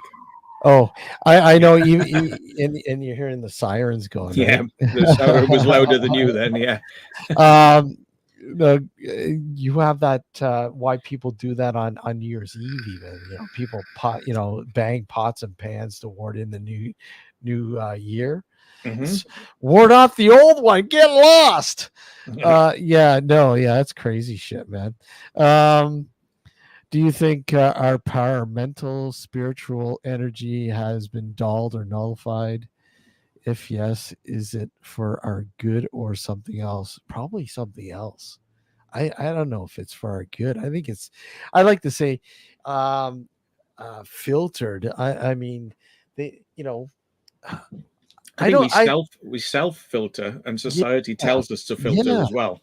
You yeah. know, I mean, You what are know, you taught from when you grow up? You probably go to a religious school. What's the first thing they tell you in most religions is don't fuck with ghosts. You know, exactly. Yeah, yeah, don't fuck with the ghosts. Leave the ghosts alone. yeah. That's a realm that you should not They know don't about. want you to know It's anything about it. outside. Yeah. That's, we will never know. This is the magic of God. Don't get involved. So your whole life is about training you up to learn how to get into a job, and that's what Mhm. life's all about. That's Yep. what it's all geared towards. Mhm. And things like this, if you've got beliefs, it can get in the way for a lot of people, because if they have an awakening experience, it throws them out for maybe a couple of weeks or a year or something, until they've kind of assimilated this into their life and know how to deal with it. And it can cause big life changes. I mean, it might make you think, why am I doing this job? I now I want to do something else, because now I realize there's other things out there, maybe, and you want to change your job, and you do, there are big life upheavals that come with being involved in and getting used to the concepts that there's more. And I think it usually, for most people, it's a good thing. It's a Yeah. positive thing. Some people don't fare so well. They tend to be, they maybe are having such bad experiences that they end up becoming a victim of these experiences, rather than, enjoying and wanting to find out more. You know, like Yeah. that pulling the trousers down. I was elated. I was like, this is amazing. I was like Yeah. amazed. You Had I been never. on my own, I might have been a bit. The framework would have been different. Yeah, yeah. Yeah, yeah. Yeah, I mean, I felt the same way when something was tugging on my shirt sleeve. I'm like, oh man, this is just insane. Mm. You try to process it and you go, what? It just there's no way other than somebody has to be there doing that. I mean, the wind can't do that. It's tugging it, literally tugging it. Insane. Yeah. Insane. Yeah. Well, and we've all had these kind of weird experiences. I mean, when I've been listening to this audiobook, I was just get your story just keeps coming back and back again, and I'm just thinking it would be really good. See, I mean, like film head mode, like I say, like I don't like the idea of recreating things, but when it's illustrational for a film, Yeah. then that I would love to see you go back there with a drone, fly it around that location, and then in the daytime, so it's clear. Then I'd like to see you go back with a nice camera that's good in low light, and so we can see the street lights and the way you would have seen it, kind of how it would have been, and then maybe get a drawing or something of how big you would have said it was and where it was, and superimpose it on top of the video, so you kind of go, well, it's kind of there. You could take it one step further, get somebody kind of dressed up like that, kind of over there, kind of recreating the shot, just because I think I mean, you tell it well, you tell the story well, so I mean, I've got a good idea of where it is, but I would like to see it from all angles, kind of thing, and just cement it. Absolutely. Yeah. No, I'd love to. I don't even know. Hold on. Let me just I could give you a glimpse. Hold on. Let me see if I'll give you a glimpse of what the area looks like. Yeah, I think you showed a little bit of it before, but I might have showed it. Okay, I already I, showed. I want you to do it in 4K raw cinematic now. Yeah, Steady, exactly. steady glide cams and steady cams. Yeah. Yeah, I'll have to do an update and go there with the 4K camera and blah blah blah during the day.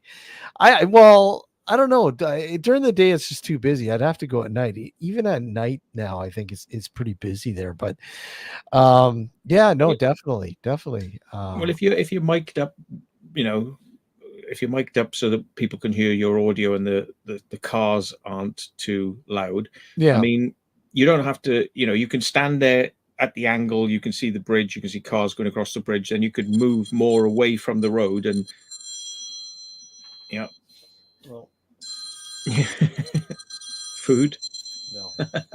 Yeah. No, not food. Not tonight. Not tonight. Today, thanks. Yeah. I have to do that. I have to revisit that. And hey, perhaps maybe like I said, I got 4 weeks. I can do a lot of stuff. So hopefully, you never know. Maybe that'd be pretty cool, man. Actually, that's a good idea, Matt. Maybe just a thought. I mean, yeah. I have gone back a couple of times to the location where I saw my first UFO, and I first time was just panned a camera around and said and then I was really unhappy with that, and I said, right, I should take a drone up there and film this with a better camera. And over the years, as my cameras have got better, I've gone back again and filmed it again with better cameras. And then I've drawn a representation of what it was like and superimposed it over where it was with a night tint. I filmed the footage in the day, but then made it look like it was night, put a bit of blue in there, and that sort of stuff. And then superimposed it just to kind of say, well, that's kind of what I saw, when I rounded the corner. I think it just helps people solidify exactly what was seen. I think it was crazy experience you had there, mate. And I think you've seen one of these American canid wolfman creatures. I don't know. Like I said, I don't know. I just know that it wasn't your run of the mill animals. It just it wasn't. It didn't make any sense. People say, why it's a bear, sick bear, and I'm like, no, there was absolutely no way, even a sick bear. No, I've looked at several photos and video of sick bear, and none of them come close to what I'd seen. It was a coyote. No, a coyote couldn't stand for that long on its hind legs, literally almost between 8 and 10 minutes. Yep. Just staring at me. I mean, it felt like forever. Skinwalker. Hey, you never know. A shapeshifter. You never know what it could be. Gas sniffing. But who knows? I mean, it was an experience that, just like I said, I shared it with a writer friend of mine, and she put it out there and wrote for UFO Digest. Put the article out there, and she started getting more emails from people who had similar experiences in that direct area years later, after I had my experience. So I mean, hey, you never know. Anyways, Matt, I'm gonna have to close this down. Gotta get going, but thank you, man. I really appreciate you coming on, and it was a blast talking to you again. Yeah, I'm looking forward to seeing your thing. I might do a recreation of when I saw the moon flying through the sky one night, which was weird. Do it. Yeah. And you know what? I probably will do that. I probably will in the next few weeks. I'll probably put that together and go out there and do that. That's a great idea. Thanks for the something to do. Got a bit of time. Yep, I'll do it. Mr. Rondini dressed in a wolfman suit. A wolfman suit. Yeah. Yeah. Yeah, exactly. But thank you everybody who's tuned in, watched. And yeah, I will hopefully have the Termaine Farmhouse uploaded for premiere tonight. Probably around maybe 7-8 o'clock p.m. Eastern Standard Time. I think that's 1 o'clock a.m. your time. I don't know. Who knows? We'll see. Until then, guys, take care. And Matt, take care, man. All the best. Cheers, Steve. Thanks, everybody. Cheers. Take care. All the best. Bye-bye.